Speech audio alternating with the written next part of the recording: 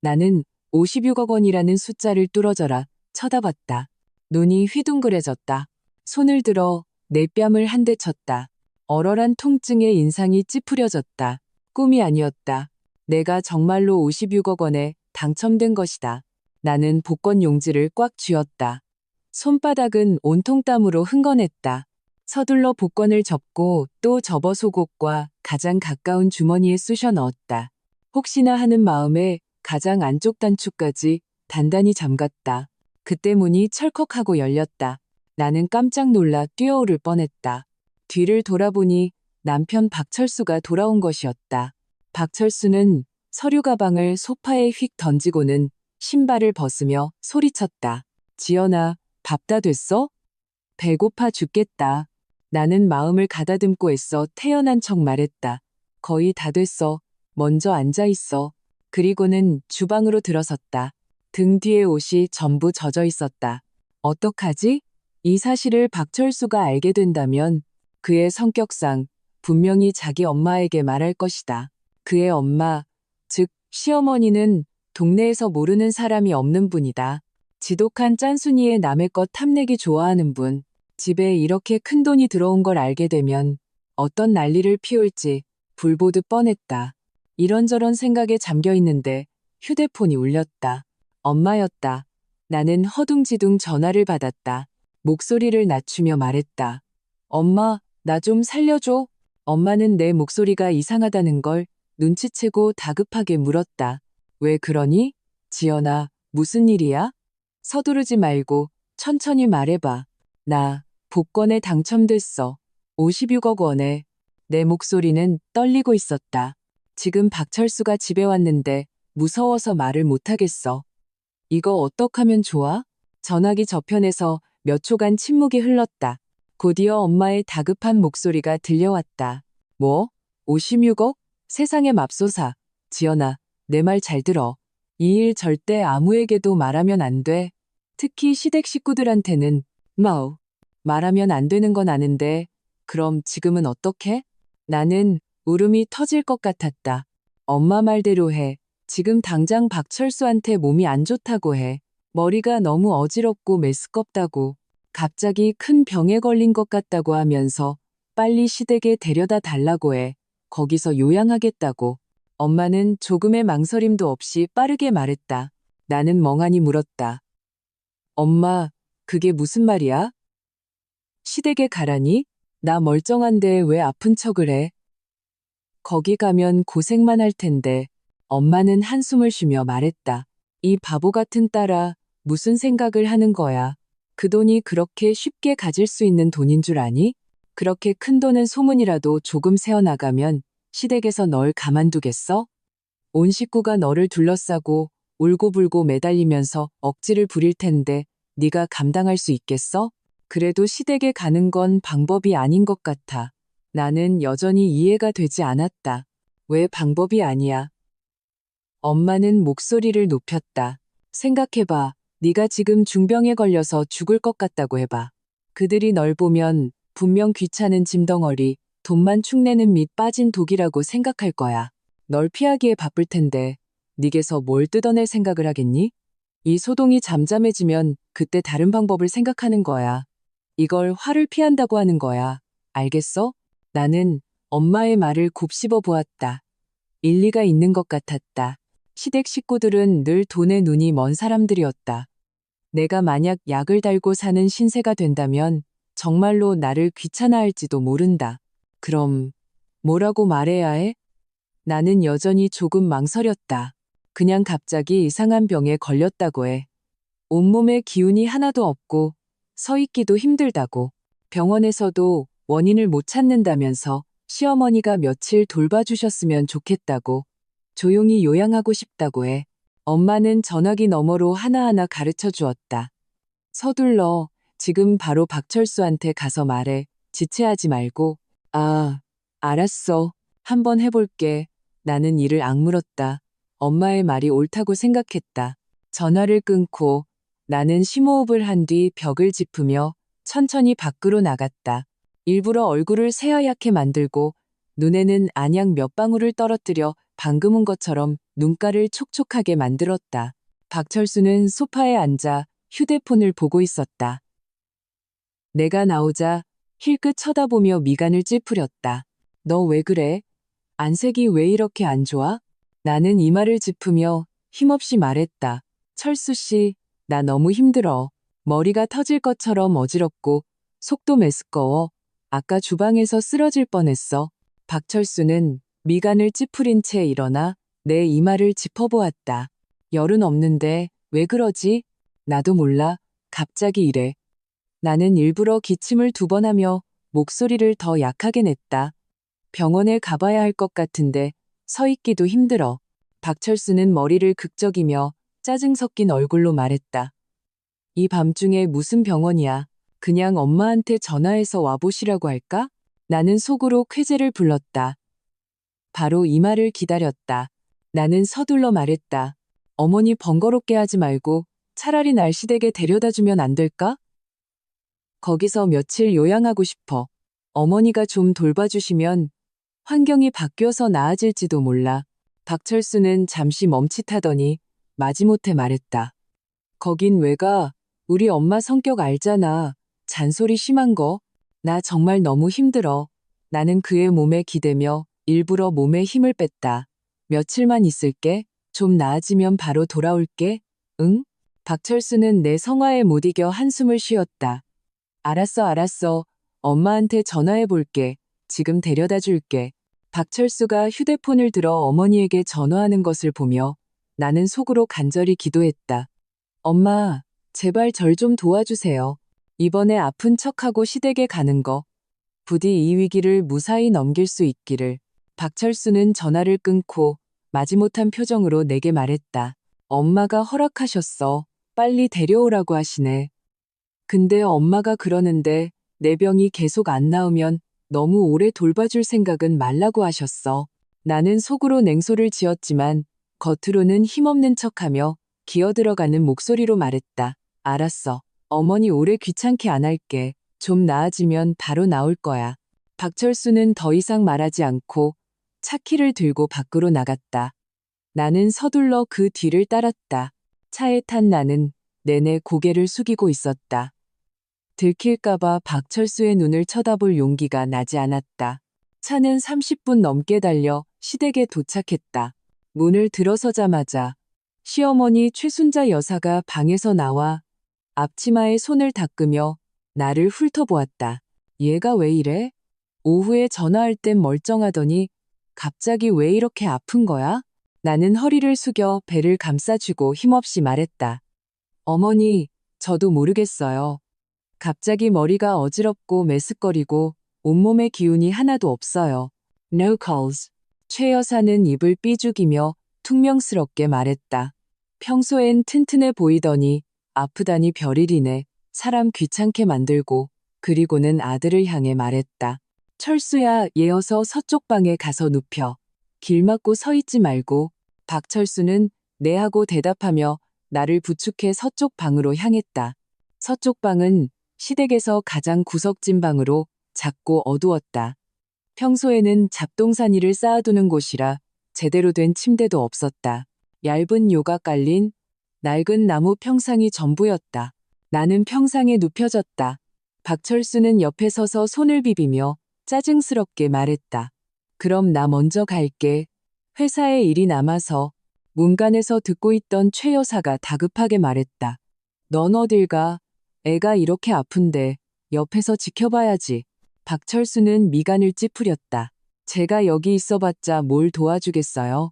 차라리 회사 가서 돈 벌어서 약 사주는 게 낫지. 최 여사는 누나를 굴리더니 말했다. 그것도 그렇네. 그럼 먼저 가봐. 내일 월급날이니까 월급 받아서 가져오고 얘 약지어 먹여야지. 박철수는 잠시 망설이다가 마지못해 말했다. 알았어요?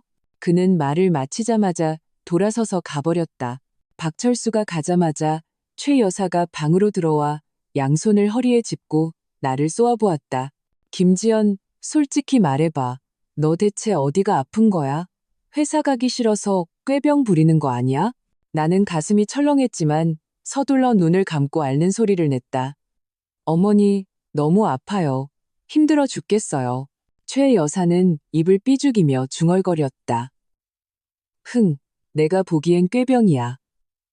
됐고, 누워있어. 나 귀찮게만 하지 마. 그녀는 돌아서서 나가며 일부러 문을 쾅 하고 세게 닫았다. 나는 딱딱한 나무 평상에 누워 마음이 복잡했다.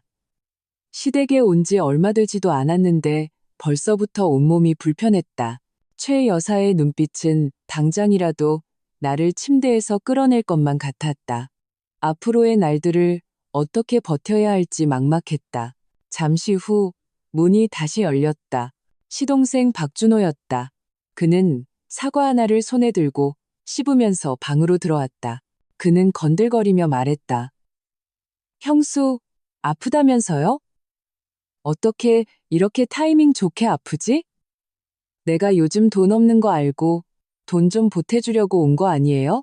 내 속에서 불길이 치솟았다. 이 박준호라는 인간은 20살이 훌쩍 넘도록 제대로 된 일은 안 하고 먹고 놀기만 좋아하며 늘 남의 돈을 탐냈다.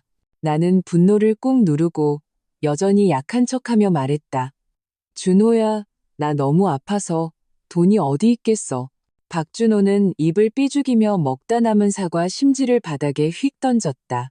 쳇, 주기 싫다는 거네. 됐어요. 말 안 할게요. 나 게임하러 가야 되거든요. 그는 말을 마치고 돌아서서 나가버렸다. 문도 닫지 않고 나는 그 자리에 누워 밖에서 최 여사와 박준호가 나누는 대화를 들으며 마음이 어지러웠다. 엄마 말이 맞았다. 시댁 식구들은 정말 하나같이 좋은 사람이 없었다. 이번 꾀병 작전이 부디 성공하기를 바랄 뿐이었다. 밤이 되자 최 여사가 시커먼 액체가 담긴 그릇을 들고 들어와 침대 머리맡 탁자에 쿵소리 나게 내려놓았다. 일어나서 약 먹어. 나는 고개를 들어 그릇 안을 보았다. 정체를 알 수 없는 끈적끈적한 액체에서 이상한 냄새가 났다. 저절로 미간이 찌푸려졌다. 어머니, 이게 뭐예요? 최 여사는 퉁명스럽게 말했다. 뭐긴 뭐야, 내 약이지. 내가 특별히 사람 시켜서 시골에서 구해온 민간요법이야. 너 같은 이상한 병의 특효약이라고. 어서 마셔. 내 돈 낭비하지 말고. 나는 가슴이 철렁했다. 이걸 마실 수 있을까? 만에 하나 잘못되면 어떡하지? 하지만 안 마실 수도 없었다. 안 마시면 꾀병인 게 들통날 테니까 나는 억지로 몸을 일으켜 그릇을 들고 코를 막은 채 입으로 가져갔다. 최 여사가 갑자기 말했다. 잠깐, 이 약 엄청 비싼 거야. 한 첩에 10만 원도 넘어. 한 방울도 남기지 마. 나는 속으로 비웃었다. 이 시커먼 것이 한 첩에 10만 원이 넘는다니 누구를 속이려는 걸까? 하지만 나는 순순히 듣는 척하며 한 모금씩 약을 마셨다. 약이 입에 들어가자마자 쓴맛이 머리를 강타했다. 토할 뻔한 것을 억지로 참아 넘겼다. 최 여사는 내가 약을 다 마시는 것을 보고 만족스럽게 고개를 끄덕이며 그릇을 들고 나갔다. 나가기 전 그녀는 말했다. 일찍 자. 내일도 안 좋으면 병원에 가보든가. 근데 검사비는 네가 내야 할 거야. 우리 집엔 돈 없어. 나는 아무 말도 하지 않았다. 침대에 누워 속으로 생각했다. 간날 저점빙데르즈 부엌과 아무래도 이 꾀병 생활이 순탄치 않겠구나. 다음 날 아침 나는 잠에서 책 깨기도 전에 달그락 쾅하는 소리에 잠이 깼다. 눈을 떠보니 최 여사가 방문 앞에 서서 빗자루를 들고 있었다. 바닥을 쓸면서 소리쳤다. 재수 없게 집에 병든 애가 굴러들어와서 잠도 제대로 못 자게 하네. No. 나는 못 들은 척 몸을 뒤집어 계속 눈을 감고 자는 척했다. 하지만 속은 부글부글 끓었다. 이제 겨우 첫날인데 벌써부터 저렇게 욕을 해대니 앞으로의 날들이 얼마나 힘들지 상상이 가지 않았다. 잠시 후 박준호가 하품을 하며 밖에서 들어왔다. 최 여사를 보자마자 소리쳤다. 엄마, 아침밥 다 됐어요? 배고파 죽겠네. 최 여사는 빗자루를 던지며 퉁명스럽게 말했다. 굶어 죽어도 싸다. 네가 직접 해먹으면 되지. 하루 종일 먹을 줄만 알지? 하는 일은 하나도 없고. 박준호는 입을 삐죽이며 말했다. 어제 게임을 너무 늦게까지 해서 그렇잖아요. 그리고 집에 김지연 있잖아요. 형수 시키면 되죠. 최 여사는 그를 쏘아보며 말했다. 너 눈 없어? 쟤 아파서 저러는데 밥을 하겠니? 싹수 없는 놈. 그래도 내 형수인데. 나는 그 말을 듣고 마음이 조금 풀렸다. 최 여사가 그래도 옳은 말을 할 줄은 몰랐다. 하지만 이어지는 말은 내 마음을 완전히 얼어붙게 했다. 최 여사가 이어서 말했다. 근데 생각해보니 제 아픈 타이밍이 기가 막히네. 마침 내 형 월급날이 다가오잖아. 그 돈 받아서 너 새 컴퓨터 사줘야겠다. 내 컴퓨터는 너무 렉 걸려서 못 쓰겠더라. 박준호는 그 말을 듣자마자 활짝 웃었다. 역시 엄마밖에 없어요. 그럼 형은 언제 월급 가져온대요? 누가 알겠니? 오면 알겠지. 최 여사는 말하며 주방으로 들어갔다. 나는 방에 누워 분노로 온몸을 떨었다. 그들 눈에 나는 고작 박준호의 컴퓨터를 사주기 위한 도구였던 것이다. 박철수의 월급은 주택 대출금과 생활비를 빼면 얼마 남지도 않는데 그들은 그런 생각까지 하고 있었다. 생각에 잠겨 있는데 최 여사가 묽은 죽 한 그릇을 들고 들어왔다. 머리맡 탁자에 내려놓으며 말했다. 일어나서 밥 먹어. 이 죽 한 그릇이 전부야. 더는 없어. 나는 일어나서 그 죽 그릇을 보았다. 안에는 쌀알 몇 개가 전부인 맹물 같은 죽이었다. 나는 미간을 찌푸렸다. 어머니, 이 죽 한 그릇으로는 배가 안 차요. 최 여사는 입을 삐죽였다. 아파서 누워있는 주제에 뭘 그렇게 많이 먹으려고 해. 쌀 좀 아껴. 그리고 집에 먹을 것도 없어. 박철수가 월급 가져오면 맛있는 거 사줄게. 나는 그녀의 말이 거짓말이라는 것을 잘 알았다. 정말 박철수가 월급을 가져와도 내 입에 맛있는 것이 들어올 리 없었다. 나는 더 이상 말하지 않고 그릇을 들어 천천히 죽을 마셨다. 죽을 마시고 있는데 갑자기 박준호가 뛰어들어왔다. 손에는 휴대폰을 들고 내 앞에 들이밀었다. 형수, 이것 좀 봐요. 내 폰 몇 년 썼더니 액정이 다 깨졌어요. 형한테 새 것 좀 사달라고 해주면 안 돼요? 나는 그릇을 내려놓고 힘없이 말했다. 나 지금 아파서 이런 거 신경 쓸 겨를이 없어. 네가 형한테 직접 말해. 박준호는 입을 삐죽였다. 형한테 말해봤자 무슨 소용이에요. 맨날 돈 없다고 하겠지? 형수한테 돈 있는 거 알아요. 먼저 좀 빌려줘요. 나중에 돈 벌면 갚을게요. 나는 속으로 비웃었다. 저렇게 게으른 그가 언제 돈을 벌어 갚겠는가. 나는 고개를 저었다. 나 정말 돈 없어. 나도 병원비가 필요해. 박준호는 그 말을 듣자마자 얼굴이 굳어졌다. 왜 그렇게 쪼잔해요? 돈 좀 빌려달라는 건데 안 갚는 것도 아니고 아프다고 인색해지기까지 하네. 그는 말을 마치고 돌아서서 나가버렸다. 나갈 때 일부러 문을 발로 찼다.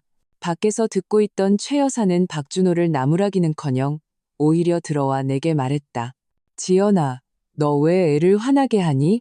그냥 핸드폰 하나 바꾸고 싶다는데 네게 돈 있으면 먼저 좀 사줘. 다 한 가족인데 너무 따지지 마. 나는 기가 막혀 웃음이 나왔다. 어머니, 저 정말 돈 없어요? 돈 있었으면 벌써 병원에 갔지. 여기서 이러고 있겠어요? 최 여사는 나를 쏘아보았다. 됐어 그만 말해. 내가 보기엔 그냥 주기 싫은 거야. 너한테 잘해줘봤자 소용없다니까. 우리 집에 시집와서 몇 년 동안 한 게 뭐 있다고. 이제는 짐 덩어리까지 됐네. 그녀는 돌아서서 나가버리고 나 혼자 방에 남겨졌다. 나는 침대에 누워 눈물을 참을 수 없었다. 이것이 내가 시집온 집안, 내가 진심으로 대했던 시댁이었다. 그들 눈에 나는 마음대로 부려먹고 이용할 수 있는 도구일 뿐이었다. 나는 엄마의 말을 듣고 아픈 척하며 이곳으로 피신온 것을 더욱 다행으로 여겼다. 만약 그들이 내가 당첨된 사실을 알았다면 나를 어떻게 착취했을지 상상조차 하기 싫었다. 잠시 후 최 여사가 다시 들어왔다. 손에는 더러운 옷 한 벌을 들고 내 앞에 던졌다. 이 옷 봐라. 나 시간 없어. 나는 기름때로 얼룩진 그 더러운 옷을 보고 속에서 불길이 치솟았다. 내가 이렇게 아픈데 빨래까지 시키다니? 나는 이를 악물었다. 어머니, 저 머리가 너무 어지러워서 못하겠어요. 최 여사는 눈을 부릅떴다. 못해도 해야지. 네가 우리 집에 시집 온 게 무슨 아씨 노릇하러 온 줄 알아? 일은 하나도 안 하고 내 밥만 축내면서 시중까지 받으려고? 어림도 없지. 나는 분노로 온몸을 떨었다. 반박하려던 순간 엄마의 말이 떠올랐다. 말을 아끼고 누워 있으면서 그들과의 충돌을 피하라는 말. 나는 심호흡을 하고 다시 누워 눈을 감았다. 기절한 척했다. 최 여사는 내가 움직이지 않자 욕을 퍼부었다. 기절한 척은 내가 보기엔 다 일부러야. 그래, 안 빨겠다 이거지? 그럼 너 오늘 밥 먹을 생각도 하지 마. 그녀는 돌아서서 나가며 문을 잠가버렸다. 나는 침대에 누워 분하고 서러웠다. 이것은 시작에 불과하다는 것을 알았다. 앞으로 그들은 더욱 심하게 나를 괴롭힐 것이다. 하지만 나는 물러설 수 없었다. 그 돈을 위해, 나 자신을 위해, 그리고 엄마를 위해 나는 반드시 버텨내야 했다. 방에 갇혀 반나절을 굶었더니 머리가 더 어지러웠다. 위는 텅 비어 위산만 올라왔다. 괴로워하고 있는데 문이 철컥하고 열렸다. 최 여사가 빈 그릇을 들고 들어와 머리맡 탁자에 쾅 하고 내려놓았다. 그 소리에 그릇이 깨질 것만 같았다. 일어났냐? 그녀는 곁눈질로 나를 보았다. 아까 준호가 형한테 전화했더라. 네가 자기를 화나게 했다고. 네 형은 전화기 너머로 울먹이면서 너보고 잘 요양하고 애랑 싸우지 말라고 하더라. 나는 속으로 비웃었다. 박철수 성격에 울었을 리가 최 여사가 지어낸 이야기일 것이다. 나는 대꾸하지 않고 계속 눈을 감고 약한 척했다. 최 여사는 내가 아무 말도 안 차 말을 이었다. 너한테 할 말이 있는데 준호 여자친구 집에서 다음 달에 약혼했으면 좋겠다고 하더라. 예단비로 8,800만 원을 줘야 하고 예물 세트도 사줘야 한대. 내 생각은 어떠니? 나는 가슴이 철렁했다. 왔구나. 역시 돈 이야기를 꺼낼 줄 알았다. 나는 천천히 눈을 뜨고 힘없이 말했다. 어머니, 좋은 일이네요. 하지만 제 병 때문에 도와드릴 수가 없을 것 같아요. 왜 못 도와줘? 최 여사는 앞으로 다가오며 계산적인 눈빛을 번뜩였다. 내 친정에 오빠 2명 있잖아. 다들 형편 괜찮지 않아? 내 엄마한테 말해서 오빠들이 먼저 좀 보태주라고 해. 철수가 연말 보너스 받으면 갚겠다고 하고. 나는 기가 막혀 웃음이 나올 뻔했다. 그 꿍꿍이가 벽 너머에서도 들릴 지경이었다. 나는 기침을 2번 하고 가슴을 부여잡으며 말했다. 어머니, 모르셔서 그래요. 큰오빠네는 애가 막 대학에 들어가서 학비랑 생활비 때문에 힘들어하고, 둘째 오빠는 작년에 새로 집 지으면서 빚더미에 앉았어요. 그들이 무슨 돈이 있겠어요. 왜 돈이 없어? 최 여사는 목소리를 높였다. 내가 듣기론 내 큰오빠는 작은 편의점에서 돈 꽤 번다던데? 내 둘째 오빠는 건설 현장 반장이라 하루에도 몇십만 원씩 번다며. 내가 그냥 말하기 싫은 거겠지? 정말 말하기 싫어서가 아니에요. 나는 한숨을 쉬며 일부러 난처한 표정을 지었다. 며칠 전에 엄마한테 전화했더니 큰오빠 편의점에 불량식품이 들어와서 단속에 걸렸대요. 벌금으로 몇 천만 원을 물어서 지금 걱정이 이만저만이 아니래요. 둘째 오빠는 공사장에서 다리가 부러져서 며칠째 집에 누워있는데 공사비도 못 받았다고 하고요. 이 말은 반은 진실이고 반은 거짓이었다. 큰오빠가 편의점을 하는 것은 맞지만 벌금을 문 적은 없었고, 둘째, 오빠가 공사장에서 일하는 것도 맞지만 다치지는 않았다. 일부러 어려운 사정을 꾸며내 그녀의 입을 막으려는 것이었다. 최 여사는 미간을 찌푸렸다. 분명 믿지 않는 눈치였다. 진짜야? 난 왜 못 들었지? 그런 창피한 일을 어떻게 밖에다 말하겠어요. 나는 더 심하게 기침했다. 그리고 설사 그들에게 돈이 있다고 해도 제가 지금 이렇게 빌빌거리는데 무슨 낯으로 돈을 빌려달라고 하겠어요. 소문나면 사람들이 제가 시댁에서 얼마나 구박받았으면 아들 약혼 비용까지 친정에서 대냐고 하겠어요. 이 말은 전곡을 찔렀다. 최 여사는 체면을 가장 중시했고 특히 동네 사람들에게 며느리를 구박한다는 말을 듣는 것을 두려워했다. 그녀는 입을 삐죽이며 중얼거렸다. 내가 너한테 억지로 그러는 건 아니야. 그냥 이런 사정이 있으니 친정에서 좀 도와주면 어떠냐는 거지. 다 친척인데. 제가 병이 나으면 엄마한테 다시 한번 말씀드려 볼게요. 나는 그녀의 말을 받아 넘기며 일단 이 상황을 모면하려 했다. 지금 제 몸 상태로는 말에 힘도 없어서 엄마가 들으시면 걱정만 하실 거예요. 괜히 어머니 찾아와서 따지기라도 하면 동네 시끄러워져서 좋지 않잖아요.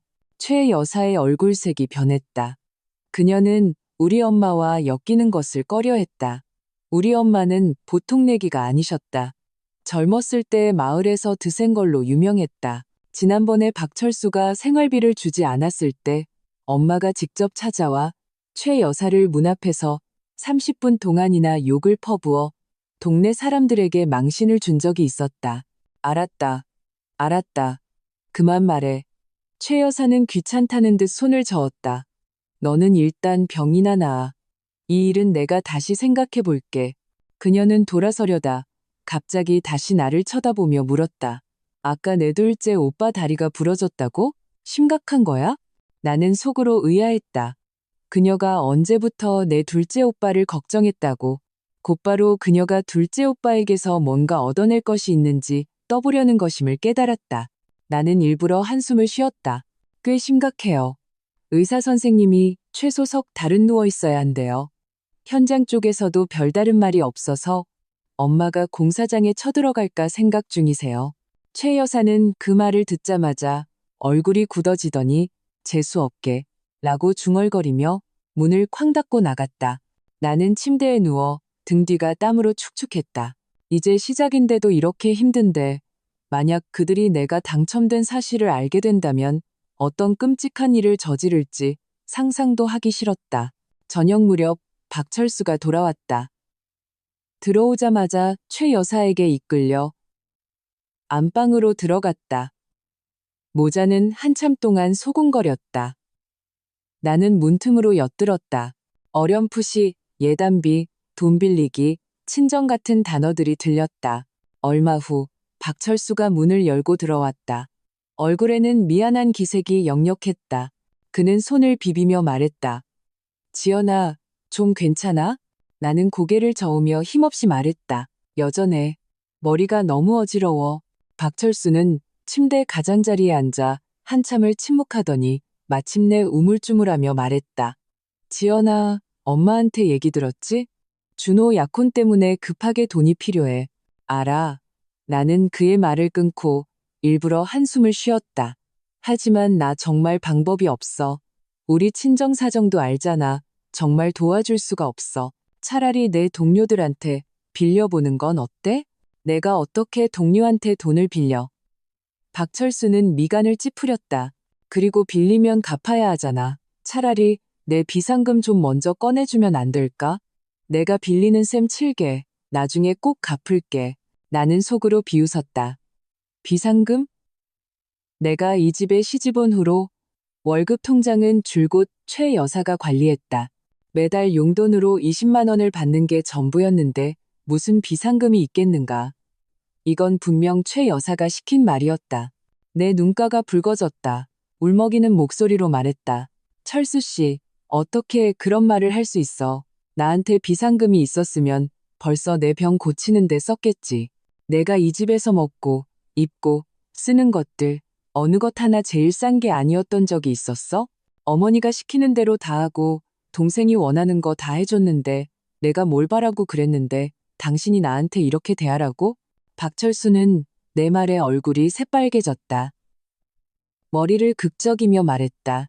내 말이 그 뜻이 아니라 그냥 급해서 그래. 급한 거 알아. 나는 목소리를 누그러뜨리며 그에게 빠져나갈 구멍을 만들어 주었다.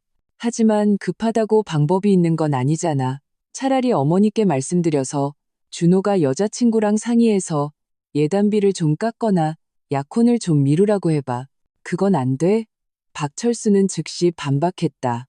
그쪽 집에서 다음 달에 약혼 안 하면 헤어지겠다고 했단 말이야. 준호가 겨우 만난 여자친구인데 깨지게 할 수는 없어. 나는 속으로 배관시했다. 박준호처럼 게으르고 게임만 하는 놈을 좋다고 시집오려는 여자가 있다는 것만으로도 감지덕지해야지 이것저것 따질 처지인가. 그럼 난 방법이 없어. 나는 눈을 감았다. 머리가 너무 아파. 좀 자고 싶어. 박철수는 무언가 더 말하고 싶어 했지만 밖에서 최 여사가 밥 먹으라고 불렀다. 그는 하는 수 없이 일어나 한숨을 쉬며 나갔다. 안방에서 그들이 웃고 떠들며 밥 먹는 소리를 들으며 내 배는 꼬르륵거렸다. 하지만 마음은 한결 가벼웠다. 적어도 이번 라운드는 무사히 넘겼다. 하지만 이것은 일시적일 뿐이라는 것을 알았다. 그들은 분명 포기하지 않을 것이다. 박철수는 다음 날 아침 일찍 떠났다. 떠나기 전방에는 들어오지도 않았다. 아마 최 여사의 성화에 못 치겨 서둘렀을 것이다. 나는 딱딱한 침대에 누워 밖에서 최 여사가 박준호에게 불평하는 소리를 들었다. 내 형수네 집은 아주 구두쇠야. 털끝 하나 안 뽑으려고 해. 엄마, 내가 보기엔 제 일부러 그러는 거예요. 박준호의 목소리에는 짜증이 섞여 있었다. 분명 나 도와주기 싫어서 내가 자기 돈 쓸까봐 그러는 걸 거예요. 최 여사는 흥하고 코웃음을 쳤다. 걱정 마. 걔 못 도망가. 병이 다 나으면 집안일을 안 돕고 배기겠어? 일단 여기서 좀 고생시켜서 우리 무서운 줄 알게 해야지. 나는 가슴이 철렁했다. 이것은 나를 괴롭힐 방법을 바꾸겠다는 신호였다. 아니나 다를까 아침 식사 시간이 되자 최 여사는 시커먼 액체가 담긴 그릇을 들고 와 머리맡 탁자에 내려놓았다. 그릇 가장자리에는 기름때까지 묻어 있었다. 나는 힐끗 보았다. 안에는 어제 남은 묽은 죽이 담겨 있었고 그 위에는 소금에 절인 야채 몇 가닥이 떠 있었다. 보기만 해도 역겨웠다. 마셔. 최 여사는 팔짱을 끼고 딱딱한 어조로 말했다. 나는 미간을 찌푸렸다. 어머니, 이죽 쉰 것 같아요. 냄새가 나요. 뭐가 쉬어? 그녀는 숟가락으로 죽을 휘저었다. 내가 보기엔 네가 유난 떠는 거야. 아프다고 이것저것 가리는구나. 먹을 게 있다는 것만으로도 감사하게 생각해. 우리 집에 너 몸보신 시켜줄 좋은 거 사줄 돈 없어. 나는 코를 막고 한 입 맛보았다. 신맛이 역하게 올라와 바로 그릇을 내려놓았다. 어머니, 저 정말 못 마시겠어요. 마시면 토할 것 같아요. 토하더라도 마셔. 최 여사는 그릇을 빼앗아 내 입가로 가져왔다. 음식 낭비하면 천벌받아. 이 쌀이 그냥 하늘에서 떨어진 줄 알아? 밀고 당기는 사이에 죽이 내 옷에 쏟아졌다. 끈적끈적한 느낌이 불쾌했다. 나는 불같이 화가 났지만 차마 터뜨리지 못하고 고개를 숙여 옷을 닦았다. 최 여사는 내가 아무 말도 안 차 더욱 기세등등해졌다. 왜 말이 없어? 속으로 불만이지? 똑똑히 들어. 김지연, 우리 박씨 집안에서는 우리 집안 규칙을 따라야 해. 꾀병 부린다고 조상님처럼 대접받을 생각 마. 그녀는 말을 마치고 쾅 소리를 내며 문을 닫고 나갔다. 방 안은 순식간에 조용해지고 내 거친 숨소리만 남았다. 점심때 박준호가 돌아왔다. 손에는 치킨 한 봉지를 들고 안방에 앉아 입가에 기름을 묻혀가며 먹었다. 그 냄새가 서쪽 방까지 흘러들어왔다. 나는 배가 고파 뱃속에서 천둥이 쳤지만 물 한 모금 마실 수 없었다. 얼마 후 박준호는 닭다리를 입에 물고 어슬렁거리며 나를 보러 들어왔다. 일부러 닭다리를 내 코앞에 들이밀었다. 형수, 냄새 좋죠? 이거 우리 엄마가 사준 거예요. 특별히 고추도 더 넣어서 엄청 맛있어요. 나는 고개를 돌려 그를 무시했다. 어이, 왜 말 안 해요? 그는 팔꿈치로 나를 툭 쳤다. 먹고 싶죠? 먹고 싶으면 말해요. 나한테 빌면 한 입 줄게요. 내 속에서 불길이 확 하고 치솟았다. 막 입을 열어 그를 욕하려던 순간 엄마의 당부가 떠올라 억지로 말을 삼켰다. 나는 낮은 목소리로 말했다. 나 몸이 안 좋아. 자고 싶어. 무슨 잠을 자요. 일어나서 나랑 얘기나 좀 해요. 박준호는 침대 가장자리에 앉아 혼잣말을 시작했다. 있잖아요. 내 여자친구 엄마가 그러는데 예단비 한 푼도 깎아줄 수 없대요. 금팔찌도 사줘야 하고, 안 그러면 나랑 못 만나게 하겠대요. 여자들은 왜 다 이렇게 속물일까요? 나는 눈을 감고 대꾸하지 않았다. 하지만 그는 더욱 신이 나서 떠들었다. 내가 보기엔 형수네 집에서 일부러 그러는 거예요. 내가 약혼해야 하는 거 알면서 돈 없다고 하고, 내가 잘 되는 꼴을 못 보는 거지. 나중에 내가 돈 많이 벌면 가만 안 둘 거예요. 그가 떠들고 있는데 최 여사가 들어왔다. 손에는 두꺼운 속옷을 들고 있었다. 준호야, 이거 내 형수 입혀줘. 박준호는 속옷을 받아들고 혐오스러운 표정을 지었다. 엄마, 이거 엄마가 재작년에 버린 낡은 옷 아니에요? 구멍도 뚫려 있는데 뭐가 낡아? 최 여사는 그를 쏘아보았다. 바람만 막으면 되지. 제 방은 창문 틈이 커서 바람이 쌩쌩 들어온단 말이야. 감기라도 걸리면 돈만 더 들어. 나는 누덕누덕 기운 그 속옷을 보았다. 속은 딱딱하게 굳어 있어 분명 따뜻하지 않을 것이다. 게다가 지금은 9월이라 조금 쌀쌀하긴 해도 이렇게 두꺼운 옷을 입는 건 너무 이상했다. 어머니, 저 안 추워요. 이거 입으면 너무 더워요. 나는 서둘러 손을 저었다. 더워도 입어. 최 여사는 속옷을 빼앗아 내 몸에 덮었다. 입으라면 입어. 말이 많아. 감기 걸리면 누가 책임질 건데? 우리 집엔 내 병원비 내줄 돈 없어. 속옷은 무겁고 딱딱해서 몸에 걸치자 마치 껍질을 쓴 것처럼 숨이 막혔다. 나는 그들이 일부러 이러는 것임을 알았다. 친정에서 돈을 뜯어내지 못하자 방법을 바꿔 나를 괴롭히는 것이었다. 오후에 나는 너무 목이 말라 물 한 잔 마시려고 했다. 하지만 보온병이 비어있다는 것을 발견했다. 막 일어나 주방으로 가려는데 최 여사가 가로막았다. 어딜 가려고? 그녀는 허리에 손을 짚고 문을 막아섰다. 목이 말라서요. 물 좀 마시려고요. 목마르면 참아. 그녀는 옆으로 발을 옮겨 뒤에 있는 연탄 난로를 드러냈다. 안 보여? 지금 연탄 피우고 있잖아. 방 안에 연기 가득한데 나갔다가 기침이라도 하면 또 병원비 들어. 그 난로는 안방 한가운데 놓여 있었고 연기는 문틈으로 스며들어와 나를 기침하게 했다. 나는 목을 가리키며 말했다. 어머니, 연기 때문에 더 목이 말라요. 그냥 찬물이라도 한 잔 주세요. 찬물도 없어. 그녀는 배관시했다. 주전자에 물 아직 안 끓었어. 기다려. 나는 그녀가 주전자를 드는 것을 똑똑히 보았다. 안에는 분명 물이 있었지만 그녀는 일부러 난로 위에 올려놓고 느릿느릿 연탄을 갈았다.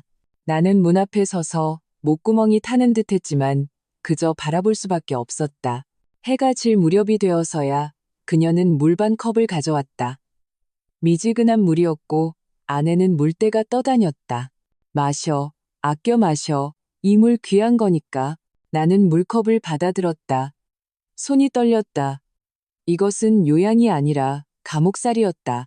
밤에 침대에 누워 나는 뒤척이며 잠을 이룰 수 없었다. 속옷은 너무 두꺼워 온몸이 아팠다. 방 안은 썰렁했고 창문은 구멍이 뚫려 바람이 스며들어와 뼛속까지 시렸다. 몽롱하게 잠이 들려던 순간 안방에서 최 여사와 박준호가 나누는 대화가 들렸다. 엄마, 김지연 저거 꾀병 아닐까요?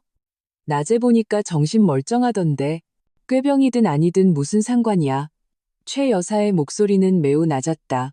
쟤네 친정에서 돈 안 내놓으면 계속 이렇게 괴롭히는 거야. 걔가 버틸 수 있을 것 같아? 결국 우리한테 애원하게 될 거야. 만약 계속 버티면 어떡해요? 버틴다고? 최 여사는 냉소했다. 며칠 있다가 박철수한테 말해서 네 형수 병원 데려가서 검사받게 할 거야. 그때 꾀병이면 검사 한 번에 다 들통나. 그때 가서 무슨 말을 할 수 있겠어. 나는 가슴이 철렁하며 주먹을 꽉 쥐었다. 그들은 역시 이런 계획을 하고 있었다.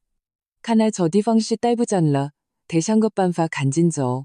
아무래도 이곳에 오래 있을 수는 없겠다. 빨리 떠날 방법을 찾아야 한다.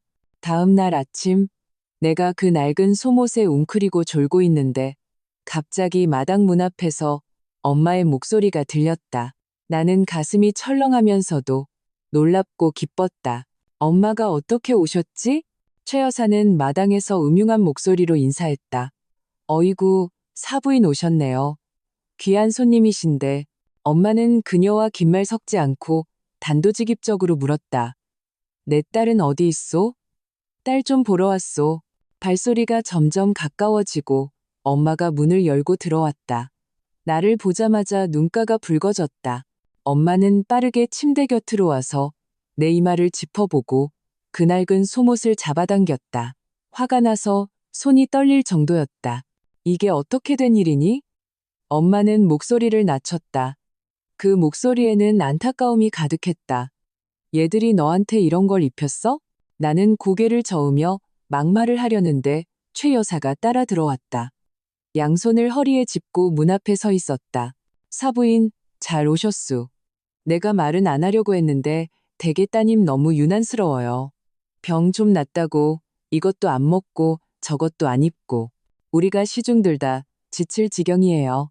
엄마는 고개를 돌려 그녀를 쏘아보았다. 내 딸은 친정에서 귀하게 자랐소.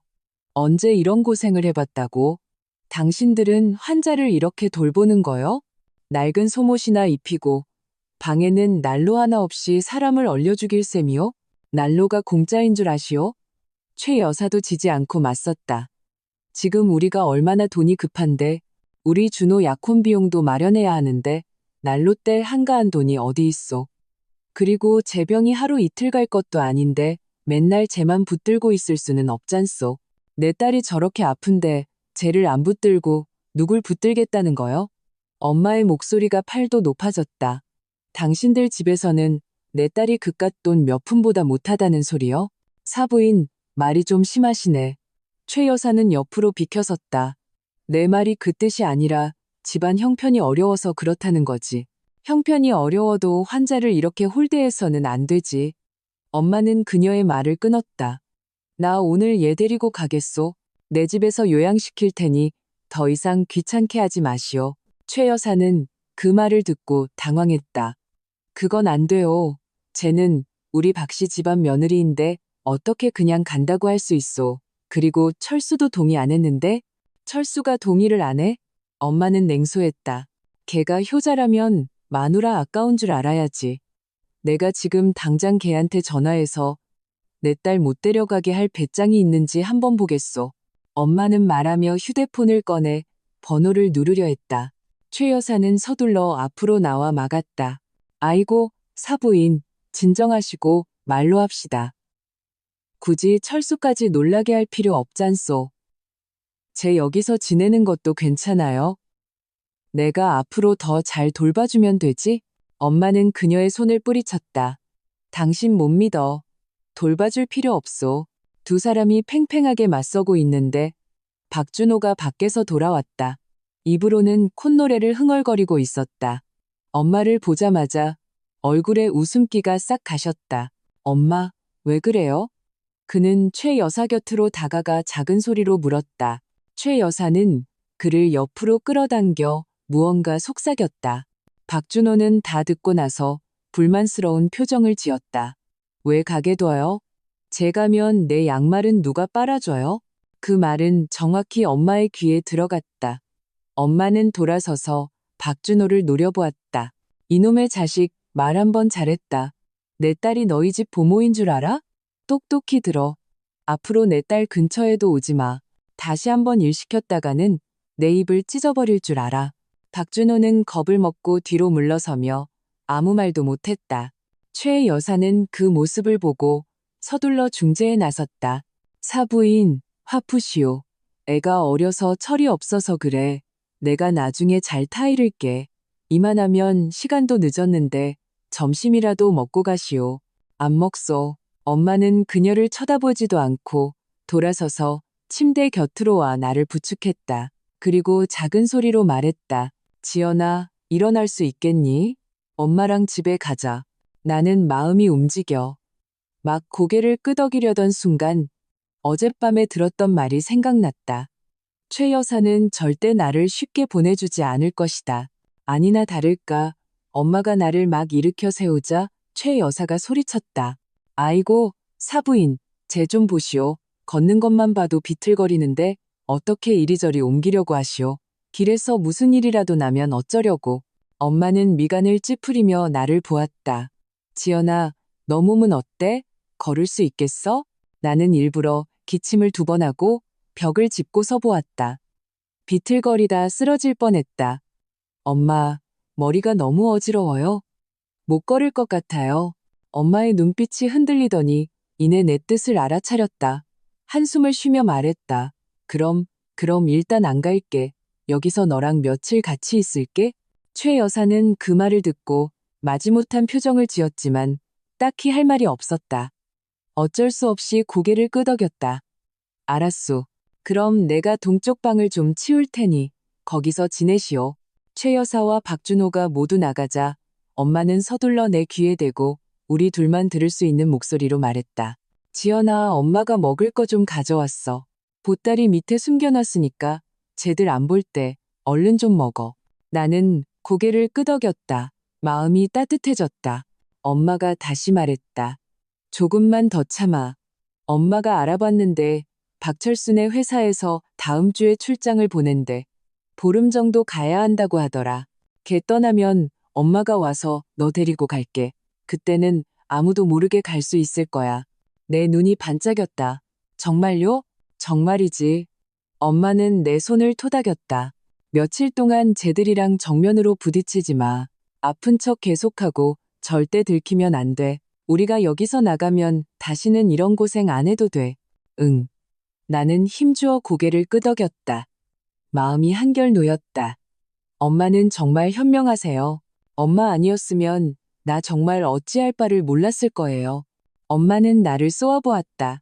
엄마한테 무슨 그런 말을. 걱정 마. 엄마가 꼭 널 지켜줄게. 이야기를 나누는 사이 최 여사가 문을 열고 들어왔다. 사부인 동쪽 방 다 치웠으니 가서 좀 쉬시오. 엄마는 몸을 일으켰다. 알았소. 가볼게. 지연아, 너는 푹 누워 있어. 엄마가 좀 이따 다시 올게. 엄마가 나가는 뒷모습을 보며 나는 속으로 기도했다. 시간이 빨리 지나가기를, 박철수가 빨리 출장을 가서 내가 이 지옥 같은 곳을 떠날 수 있기를.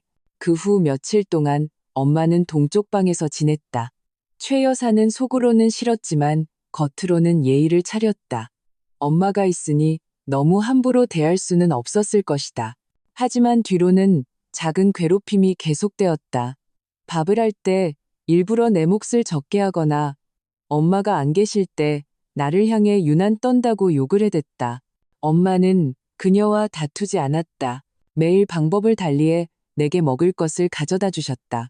가져온 계란과 흑설탕을 몰래 삶아서 내 몸보신을 시켜주셨고 귓가에 늘 속삭이셨다. 조금만 더 참아. 박철수 출장 갈 날이 얼마 안 남았어. 그러던 어느 날 오후 박철수가 갑자기 돌아왔다. 손에는 과일 바구니까지 들고 있었다.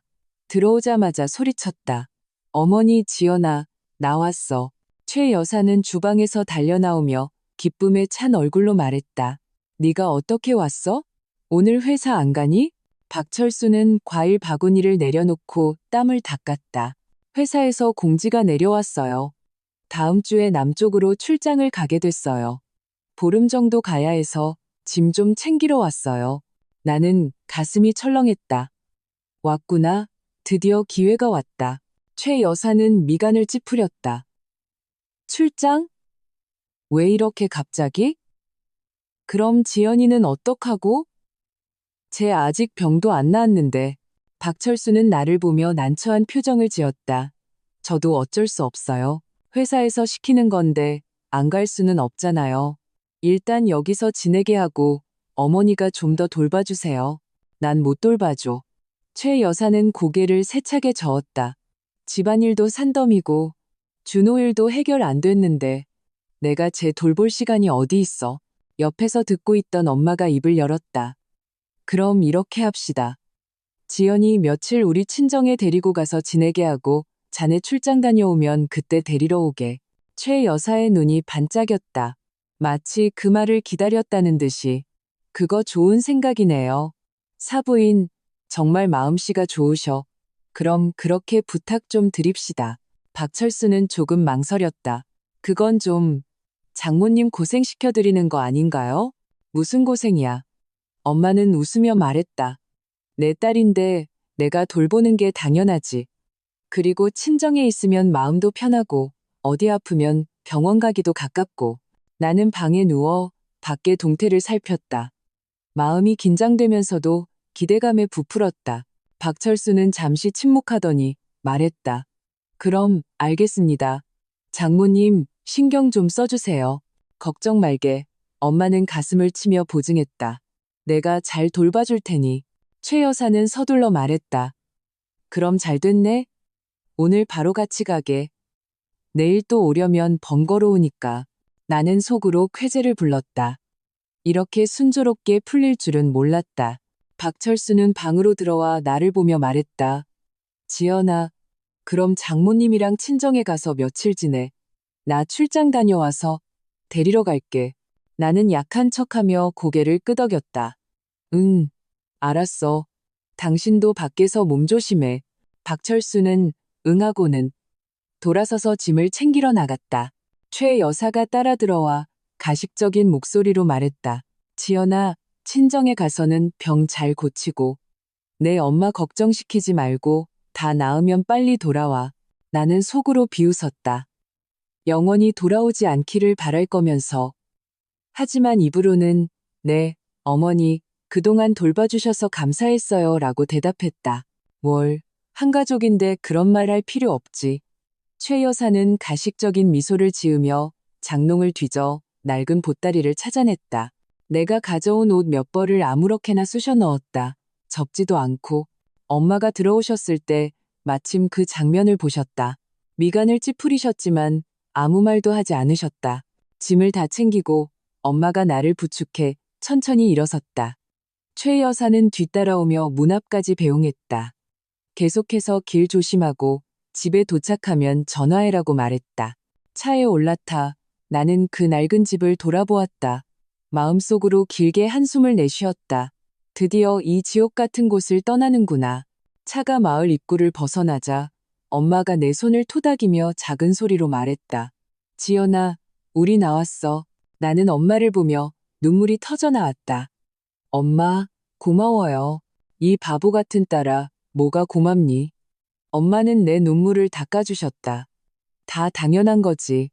이제 안전하니까 그 안 좋았던 일들은 잊어버려. 하이. 나는 고개를 끄덕였지만 마음이 완전히 놓이지는 않았다. 비록 시댁을 떠났지만 이것은 일시적일 뿐이라는 것을 알았다. 만약 그들이 내가 당첨된 사실을 알게 된다면 분명 다시 찾아올 것이다. 하지만 지금은 한숨 돌릴 수 있었다. 창밖으로 빠르게 지나가는 풍경을 보며 나는 속으로 다짐했다. 다시는 그들에게 당하고 살지 않겠어. 차는 1시간 넘게 달려 친정에 도착했다. 오빠와 올케는 밭에 일하러 가서 집에 없었다. 엄마는 나를 부축해 방으로 들어가 침대에 눕게 하셨다. 너는 일단 좀 쉬어. 엄마가 맛있는 거 좀 해줄게. 엄마는 말하며 주방으로 가셨다. 익숙한 침대에 누워 깨끗하고 부드러운 이불을 덮으니 온몸이 편안해졌다. 여기가 정말 사람이 사는 곳이구나 싶었다. 얼마 후 엄마가 김이 모락모락 나는 계란을 푼 국수를 들고 들어오셨다. 위에는 계란 프라이 2개가 얹혀 있었다. 어서 먹어. 막 끓였어. 몸 좀 녹여. Now. 나는 그릇을 받아들고 허겁지겁 먹기 시작했다. 며칠 동안 시댁에서 찬밥 신세였으니 이 맛이 너무나 그리웠다. 엄마는 침대 곁에 앉아 내가 먹는 모습을 보며 말씀하셨다. 천천히 먹어. 아무도 안 뺏어 먹어. 다 먹고 나면 우리 은행 가서 그 돈 인출해서 새 통장에 넣자. 괜히 밤새 꿈자리 사나울라. 나는 고개를 끄덕였다. 응, 엄마 말대로 할게. 국수를 먹으며 나는 만감이 교차했다. 만약 엄마의 현명한 판단이 아니었다면, 내가 아픈 척하며 시댁에 숨지 않았다면 아마 지금쯤 그 돈은 시댁 식구들에게 다 뺏겼을 것이다. 시댁에서 겪었던 서러움을 생각하면 괴로웠지만 그 돈을 지킬 수 있었으니 그만한 가치는 있었다. 밥을 다 먹고 엄마가 그릇을 치우러 나가셨다. 나는 침대에 누워 천장을 보며 앞으로의 날들을 계획했다. 이 돈이 있으니 더 이상 시댁 눈치를 볼 필요가 없었다. 박철수가 돌아오면 그와 진지하게 이야기해야 했다. 만약 그가 예전처럼 자기 엄마 말만 듣는다면 이 결혼 생활은 더 이상 유지할 수 없을 것이다. 생각에 잠겨 있는데 엄마가 들어오셨다. 손에는 은행 카드 한 장을 들고 계셨다. 내가 방금 은행 가서 새 카드 만들었어. 좀 이따 돈 옮기자. 나는 고개를 끄덕이고 속주머니에서 그 복권 용지를 꺼내 조심스럽게 엄마에게 건넸다. 엄마, 이게 당첨된 복권이야. 잘 보관해줘. 엄마는 복권을 받아들고 자세히 살펴보시더니 조심스럽게 주머니에 넣으셨다. 걱정 마. 엄마가 잘 보관할게. 엄마의 진지한 모습을 보니 마음이 한결 놓였다. 이 소동은 일단락된 것 같았다. 하지만 나는 이것이 시작에 불과하다는 것을 알았다. 앞으로 더 많은 일들이 나를 기다리고 있을 것이다. 하지만 나는 두렵지 않았다. 엄마가 있고 이 돈이 있으니 나는 아무것도 두렵지 않았다. 친정으로 돌아온 날들은 마치 꿀단지에 빠진 것 같았다. 엄마는 매일 다른 메뉴로 맛있는 음식을 해주셨다. 아침에는 흑설탕에 쟁계란, 점심에는 닭백숙, 저녁에는 생선찜까지. 사흘도 안 돼서 내 얼굴에 혈색이 돌았다. 그날 오후 나는 마당에서 햇볕을 쬐며 엄마와 귤을 까먹으며 이야기를 나누고 있었다. 엄마가 말했다. 며칠 있다가 내 오빠랑 같이 은행 가서 그 돈 정기예금으로 묶어두자. 이자만 해도 우리 모녀 먹고 살겠다. 나는 웃으며 고개를 끄덕였다. 엄마 말대로 할게요. 이야기를 나누고 있는데 마당 문틈으로 머리 하나가 쑥 들어왔다. 시댁 이웃인 영희 엄마였다. 그녀는 최 여사와 가장 친하고 평소에 남의 집 험담하기를 즐겼다. 나는 가슴이 철렁했다. 저 사람이 여긴 왜 왔지? 엄마는 재빨리 일어나 반갑게 맞았다. 어머, 영희 엄마 오셨어요? 어서 들어와요. 영희 엄마는 웃으며 들어왔다. 눈은 스캐너처럼 내 몸을 샅샅이 훑었다. 사부인, 바쁘신가 봐요. 지나가다 지연 씨 친정 왔다고 해서 한번 보러 왔어요. 원. 그녀의 시선은 내 손에 들린 귤에 머물렀다가 마당에 널린 이불을 힐끗 보았다. 그 눈빛은 분명 정보를 캐내러 온 것이었다. 나는 서둘러 옆으로 자리를 옮기고 일부러 기침을 두어 번 하며 몸이 안 좋은 척했다. 영희 엄마, 일부러 걸음하셨네요. 아니에요. 아니에요. 영희 엄마는 의자를 끌어다 앉으며 엄마가 건네는 물을 받았다. 지연 씨 많이 아프다고 해서 내내 마음에 걸렸어요. 지금 보니까 안색은 괜찮네요. 시댁에 있을 때보다 훨씬 좋아 보여요. 엄마가 옆에서 거들었다. 역시 친정물이 몸에 맞나 봐요. 여기 온 지 며칠 됐다고 밥도 좀 먹고 거기서는 맨날 얼굴 찌푸리고 있더니 영희 엄마는 한숨을 쉬었다. 그러게 말이에요. 최 여사 성격 알잖아요. 입은 거칠고 속은 무심해서 사람 돌보는 데는 영 젬병이죠. 근데 그 양반도 어쩔 수 없어요. 준호 일 때문에 잠도 못 잔다고 하더라고요. 결국은 박준호 이야기로 돌아왔다. 나는 못 들은 척하며 고개를 숙이고 귤 껍질을 깠다. 영희 엄마가 다시 말했다. 지연 씨, 그 병은 대체 언제 나아요? 박철수 씨는 출장 가고 집에는 최 여사 혼자라 안팎으로 정신이 없대요. 어제도 나한테 푸념하더라고요. 당신이 빨리 돌아와서 일손 좀 거들었으면 좋겠다고. 나는 속으로 비웃었다. 나를 공짜보모로 다시 부려먹고 싶다는 거군. 어림도 없지? 나는 미간을 찌푸리며 말했다. 저도 모르겠어요. 병이 좋아졌다가 나빠졌다가 해서 의사 선생님이 푹 쉬어야 한다고 하셨어요. 쉬는 건 쉬어야죠. 영희 엄마는 화제를 바꿨다. 그래도 마냥 일 미룰 수는 없잖아요. 준호 약혼 날짜는 다가오는데 예단비도 아직 못 모았대요. 최 여사 입술이 다 부르텄더라고요. 어제 나한테 돈 빌려달라고 하던데 내가 무슨 돈이 있어서 빌려주겠어요. 엄마가 말을 받았다. 저런, 그 얘기 우리도 들었어요. 참 걱정이겠네요. 근데 우리 지연이 병 때문에 정말 도와줄 수가 없어요. 자기 병원비도 써야 하는데요. 병원비가 얼마나 든다고요? 영희 엄마는 눈을 흘겼다. 요즘 병원 검사비가 비싸다고는 들었지만 약값은 얼마 안 하잖아요. 그리고 지연 씨 친정은 형편도 이렇게 좋은데 그 돈이 없겠어요? 그 말에는 가시가 돋쳐 있었다. 엄마의 얼굴이 굳어졌다. 영희 엄마, 말씀이 좀 심하시네요. 누구네 돈이든 하늘에서 떨어진 돈은 없어요. 우리 아들들도 돈 버느라 힘들어요. 식구들 먹여 살리느라 압박도 크고요. 영희 엄마는 멋쩍게 웃었다. 그냥 해본 소리예요. 사부인 마음에 담아두지 마세요. 참, 지연 씨, 구체적으로 증상이 어때요? 내가 아는 한의사 중에 용한 분이 계신데 내가 한번 물어봐 줄까요? 나는 가슴이 철렁했다. 내 병의 진위를 캐내려는 거구나. 나는 가슴을 부여잡고 천천히 말했다. 그냥 머리가 어지럽고 가끔 메스꺼리고 온몸에 기운이 없어요. 병원 가서 몇 번이나 검사했는데 아무 이상도 못 찾았어요. 의사 선생님이 허약해서 그런 거라 천천히 요양해야 한대요. 허약해서요? 영희 엄마는 고개를 끄덕였다. 그럼 잘 쉬어야죠. 좋은 거 많이 먹고 몸보신하고요. 오늘 보니까 안색은 좋네요. 며칠 전보다 훨씬 정신 있어 보여요. 그런가요? 나는 일부러 놀란 표정을 지었다. 어제 잠을 좀 잘 자서 그런가 봐요. 그전에는 맨날 잠을 설쳤거든요. 영희 엄마는 한참 동안 이런저런 이야기를 늘어놓았다. 우리 친정집이 얼마나 큰지, 오빠 사업은 잘 되는지 등 말끝마다 우리 집 재산을 떠보고 있었다. 엄마는 그녀와 태극권을 추듯 말에서는 안 될 이야기는 한마디도 흘리지 않았다. 해가 질 무렵이 되어서야 영희 엄마가 일어섰다. 벌써 시간이 이렇게 됐네.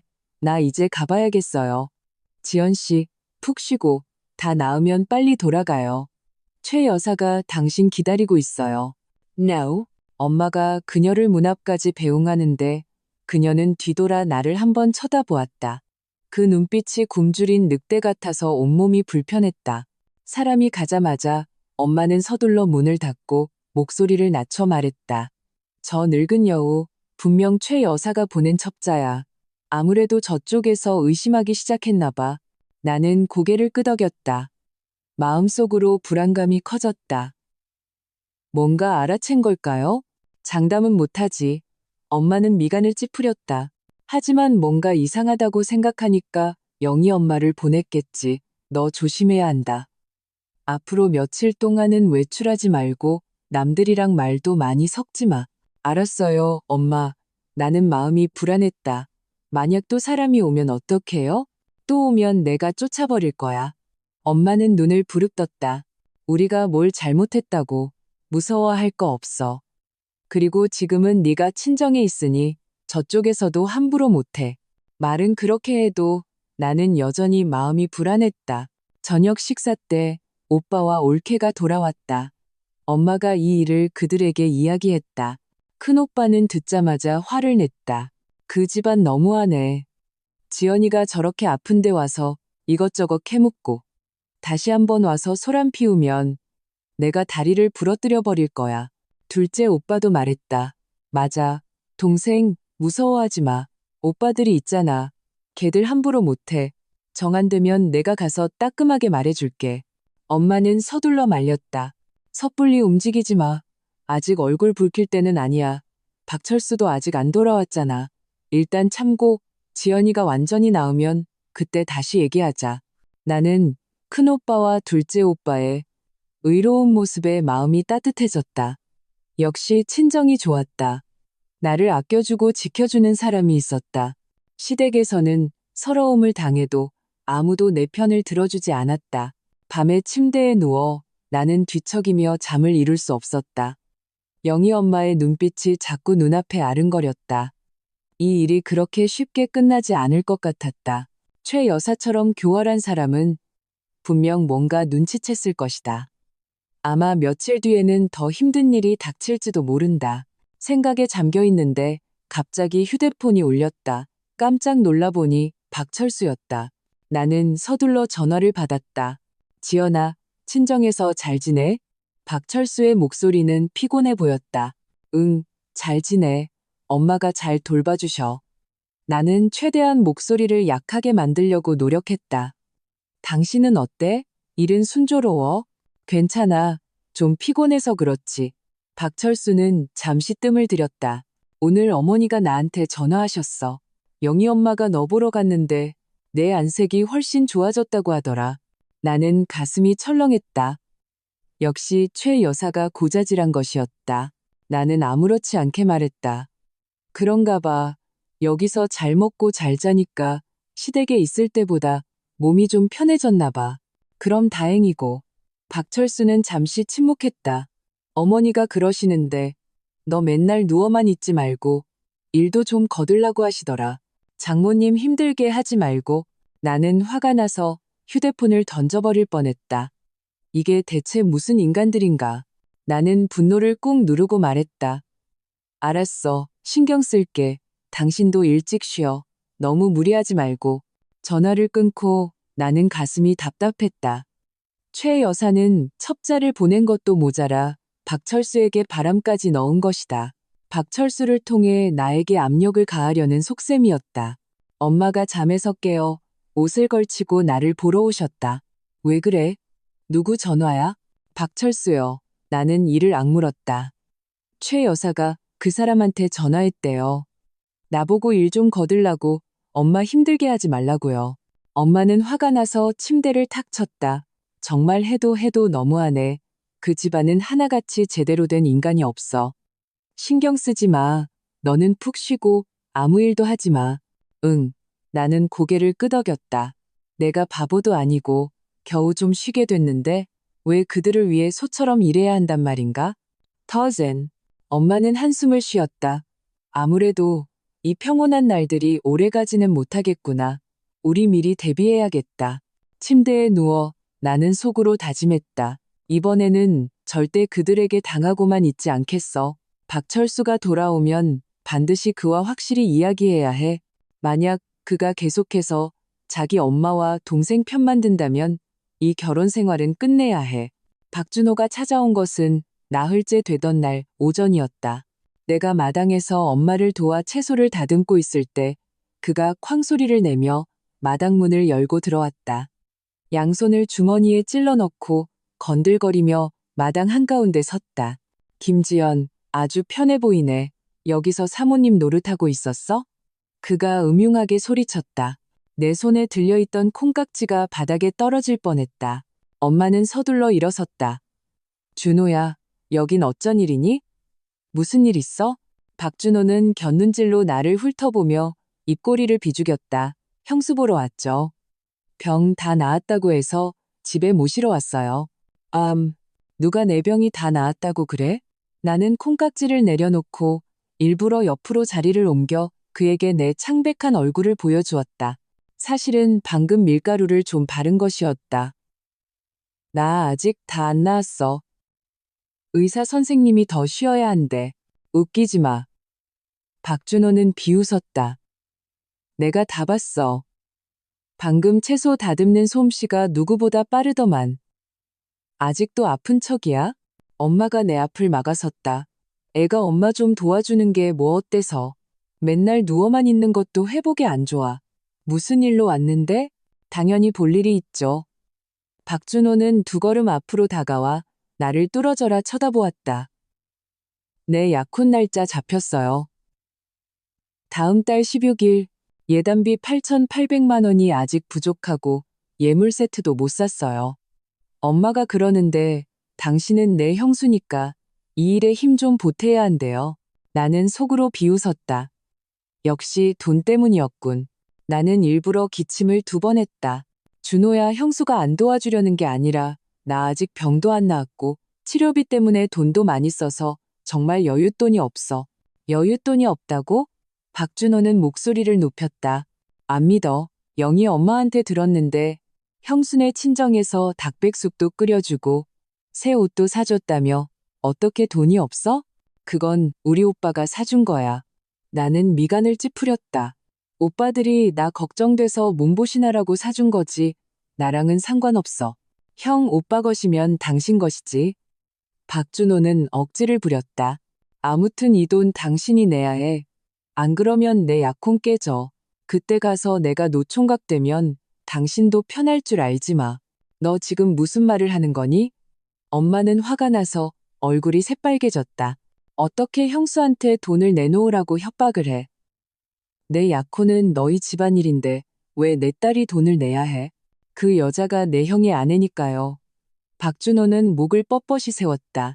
우리 박씨 집안에 시집 왔으면 우리 집안을 위해야죠. 엄마가 그랬어요. 돈 안 내면 제대로 살 마음이 없는 거라고. 형 돌아오면 이혼하라고 할 거래요. 그 말은 나를 완전히 격분시켰다. 나는 벌떡 일어섰다. 박준호, 다시 한번 말해봐. 이혼?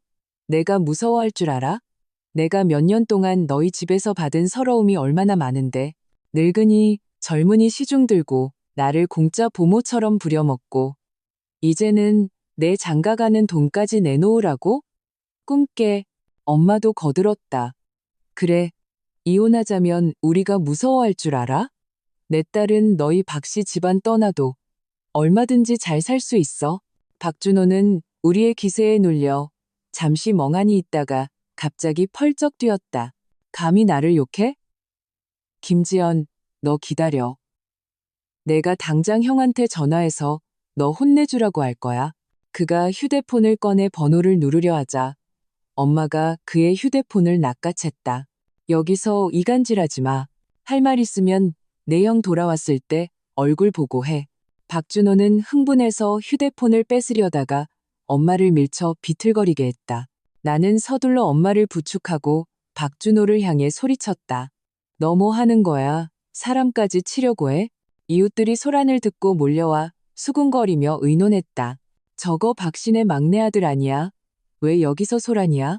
들어보니까 돈 달라고 하는 것 같던데. 너무하네. 며느리가 병이 막 나았는데 돈 달라고 협박하고. 그런 법이 어디 있어. 박준호는 사람들이 많아지자 얼굴이 좀 뜨거워졌다. 나를 가리키며 소리쳤다. 여러분, 저 여자 말 듣지 마세요. 꾀병 부리면서 돈 안 주려고 하는 거예요. 저 여자 돈 있어요. 그냥 나한테 주기 싫어서 그러는 거예요. 나는 냉소했다. 내가 돈이 있든 없든 너랑은 상관없어. 여기서 계속 행패 부리면 나 경찰에 신고할 거야. 신고? 누굴 겁죠? 박준호는 입으로는 강하게 나갔지만 기세는 눈에 띄게 약해졌다. 그때 큰오빠가 돌아왔다. 읍내에서 편의점을 하는데 마침 물건 배달하러 지나가다 이 광경을 본 것이다. 오빠는 박준호를 밀쳐냈다. 너 뭐 하는 놈이야? 우리 엄마랑 내 동생을 괴롭혀? 박준호는 밀려서 뒤로 몇 걸음 물러섰다. 큰오빠의 덩치가 큰 것을 보고 더 이상 기세 부리지 못하고 중얼거렸다. 형수한테 돈 달라고 하러 왔는데 안 주잖아요. 내 형수가 왜 너한테 돈을 줘야 해? 큰오빠는 그를 노려보았다. 당장 꺼져. 다시 와서 소란 피우면 내 다리를 부러뜨려 버릴 줄 알아. 박준호는 큰오빠를 한번 보고 주위 이웃들을 한번 보았다. 더 이상 얻을 게 없다는 것을 알고 두고 봐.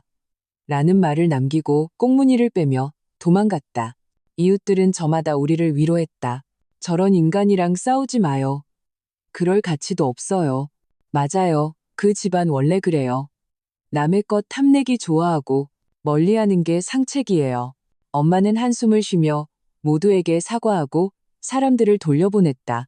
마당이 조용해졌다. 큰오빠는 미간을 찌푸렸다. 엄마, 지연아, 이 일 그냥 이렇게 넘어가면 안 돼. 박신의 그 성격에 분명 또 와서 소란 피울 거야. 내 마음도 무거워졌다. 오빠, 나도 알아. 근데 나도 방법이 없어. 엄마는 이를 악물었다. 소란 피울까봐 무서워할 거 없어. 또 오면 내가 맞서 싸울 거야. 어차피 우리가 이치에 맞는데 어디 가서든 꿀릴 거 없어. 이야기를 나누는 사이 내 휴대폰이 울렸다. 박철수였다. 나는 가슴이 철렁했다. 박준호가 그에게 전화해서 고자질했겠구나. 나는 심호흡을 하고 전화를 받았다. 여보세요, 박철수 씨. 김지연, 너 준호랑 무슨 일이야?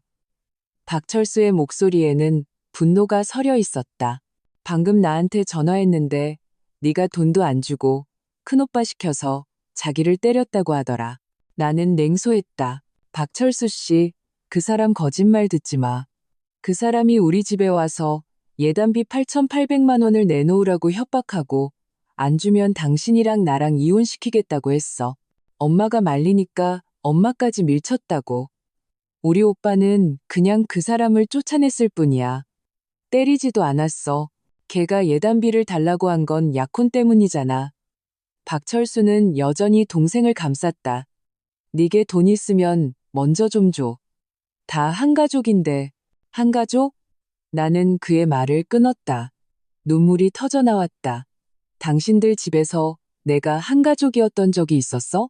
그가 나한테 돈 달라고 협박할 때 내가 한 가족이라는 생각은 했어? 당신들이 우리 친정 돈을 계산할 때 내가 한 가족이라는 생각은 했어? 박철수 씨, 양심의 손을 얹고 말해봐. 내가 몇 년 동안 당신들 집에서 무슨 꼴을 당하며 살았는지. 박철수는 침묵했다. 한참이 지나서야 낮은 목소리로 말했다. 네가 서러웠던 거 알아?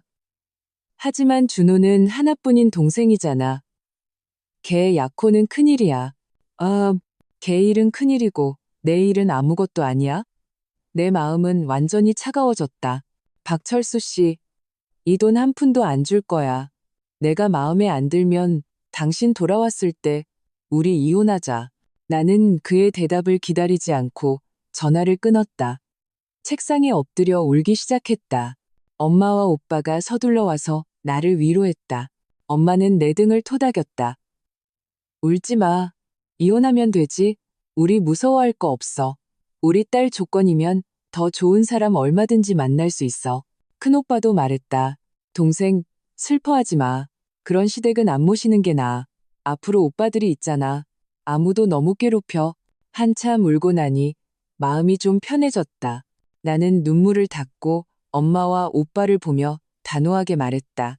엄마, 오빠, 나 결심했어. 이 결혼 반드시 끝내야 해. 저런 사람들이랑 살면 평생 행복할 수 없어. 엄마는 고개를 끄덕였다. 엄마는 널 지지해. 이혼하고 우리 그 돈으로 잘 살면 돼. 그게 뭐보다 나아. 마음 한편으로는 아쉬움이 남았지만 그보다 더 큰 해방감을 느꼈다. 나는 이 한 걸음을 반드시 내디뎌야 한다는 것을 알았다. 나 자신을 위해, 그리고 엄마를 위해. 단지 박준호의 소동이 이렇게 이혼 이야기를 앞당길 줄은 몰랐다. 나는 마당의 햇살을 보며 속으로 생각했다. 앞으로의 날들은 분명 점점 더 좋아질 거야. 박철수가 출장에서 돌아온 날, 나는 마당에서 이불을 널고 있었다. 햇살이 따스하게 내리쬐어 기분이 좋았다.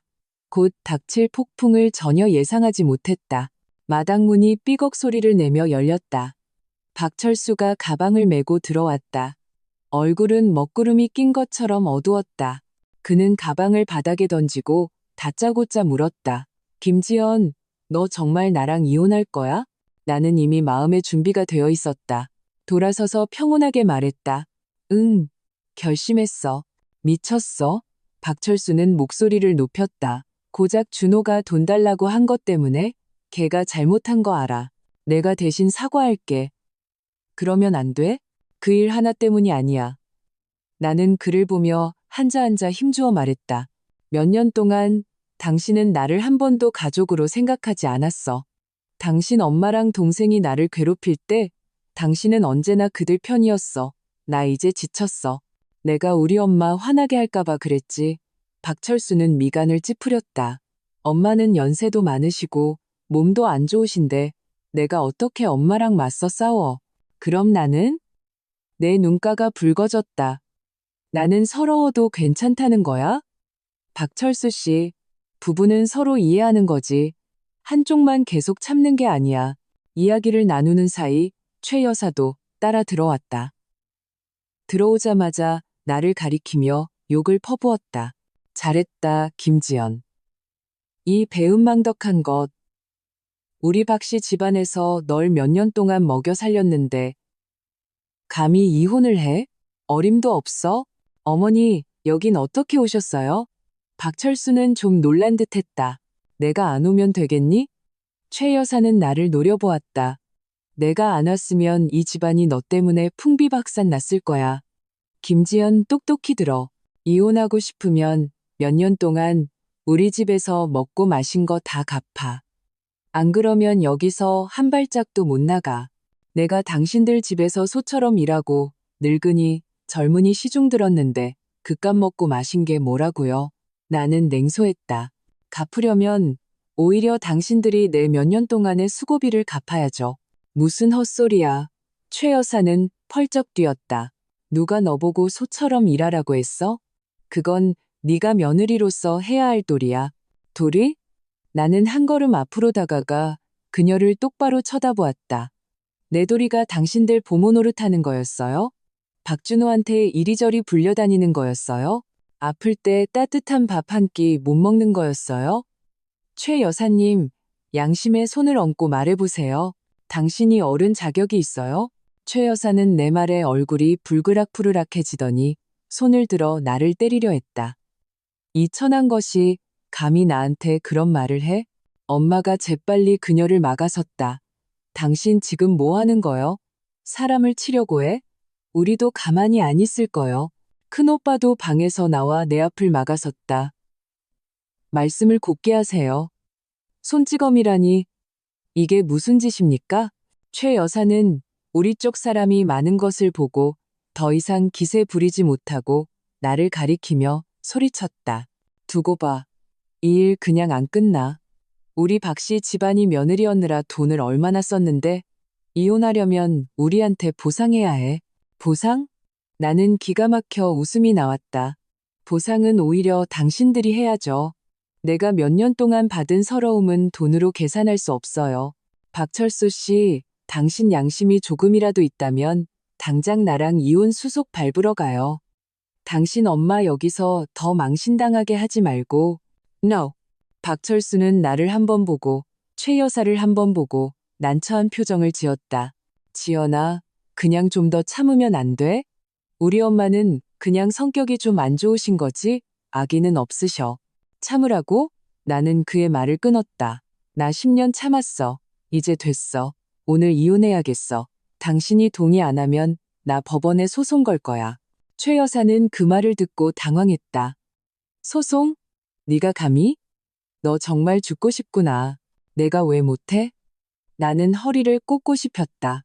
나한테 증거 있어. 몇 년 동안 당신들이 나한테 어떻게 했는지 이웃들이 다 봤어. 법원에 가면 누가 이치에 맞는지 한번 보자고. 사실 내게는 별다른 증거가 없었다. 그냥 그들을 겁주려는 것이었다. 뜻밖에도 최 여사는 정말 겁을 먹었다. 박철수를 끌어당기며 말했다. 아들아, 봐라. 쟤 정말 하늘 무서운 줄 모르네. 우리 그냥 이렇게 넘어가면 안 돼. 박철수는 한숨을 쉬며 나를 보았다. 지연아, 꼭 이렇게 해야겠어? 나는 고개를 끄덕였다. 태도는 단호했다. 응. 박철수는 한참을 침묵하더니 마침내 결심한 듯 말했다. 좋아. 이혼에 동의할게. 하지만 집안에 저축이 많지 않아. 너한테 2천만 원밖에 못 줘. 2천만 원? 나는 내 귀를 의심했다. 박철수 씨, 지금 거지한테 적선하는 거예요? 몇 년 동안 내 월급이랑 우리 친정에서 준 돈이랑 합치면 그것보다는 많을 텐데요? 그 돈은 다 생활비로 썼어. 박철수는 고개를 숙였다. 정말 남은 게 별로 없어. 상관없어. 나는 그를 보았다. 최소 5천만 원. 아니면 얘기 끝이야. 네가 강도냐. 최 여사가 소리쳤다. 5천만 원. 5천만 원이 얼마나 큰 돈인 줄 알아? 그건 내 돈이야. 내가 받아가는 건 당연한 거야. 나는 그녀를 무시하고 박철수만 보았다. 동의해? 박철수는 한참을 망설이다가 마침내 고개를 끄덕였다. 좋아. 5천만 원 줄게. 지금 당장 수중에 그만큼은 없어. 집에 가서 좀 모아보고 내일 줄게. 안 돼. 나는 그가 딴짓할까봐 두려웠다. 지금 당장 줘. 아니면 각서 쓰고 지장 찍어. 최 여사가 무언가 더 말하려 했지만 박철수가 막아섰다. 그는 가방에서 종이와 펜을 꺼내 각서를 쓰고 서명하고 지장을 찍었다. 그리고 내게 건넸다. 이제 됐지? 나는 각서를 받아들고 자세히 살펴본 뒤 접어서 주머니에 넣었다. 내일 오전 10시 구청 앞에서 봐. 나는 말을 마치고 돌아서서 방으로 들어갔다. 더 이상 그들을 보고 싶지 않았다. 최 여사는 밖에서 계속 욕을 퍼부었고 박철수는 그녀를 끌고 갔다. 엄마가 들어와 나를 보았다. 지연아, 서러웠지. 나는 고개를 저으며 웃었다. 엄마, 나 안 서러워. 오히려 홀가분해. 이제 다시는 저 사람들 눈치 안 봐도 되잖아. 엄마는 한숨을 쉬었다. 그래, 이제 괜찮아질 거야. No. 마음 한편으로는 아쉬움이 남았지만 그보다 더 큰 해방감을 느꼈다. 나는 이 집을 떠나는 것이 내 인생에서 가장 올바른 결정이었다는 것을 알았다. 다음 날 오전, 나는 각서를 들고 정시에 구청 앞에 도착했다. 박철수는 이미 그곳에서 기다리고 있었다. 안색이 좋지 않았다. 최 여사는 오지 않았다. 아마 화가 단단히 났을 것이다. 수속을 밟을 때 직원이 우리에게 자발적인 이혼이 맞는지 물었다. 우리는 둘 다 고개를 끄덕였다. 이혼 서류를 받은 순간 내 마음은 만감이 교차했다. 10년의 결혼 생활이 이렇게 마침표를 찍었다. 구청을 나서자 박철수가 5천만 원을 내게 건넸다. 내 돈이야. 나는 돈을 받아 세어보았다. 맞았다. 지연아. 박철수는 나를 보며 무언가 말하려다 말았다. 앞으로 잘 지내. 나는 고개를 끄덕였다. 당신도. 돌아서서 떠날 때 나는 뒤돌아보지 않았다. 나는 새로운 삶이 시작되었다는 것을 알았다. 이혼 수속을 마친 지 사흘째 되던 날, 나는 마당에서 이불을 널고 있었다.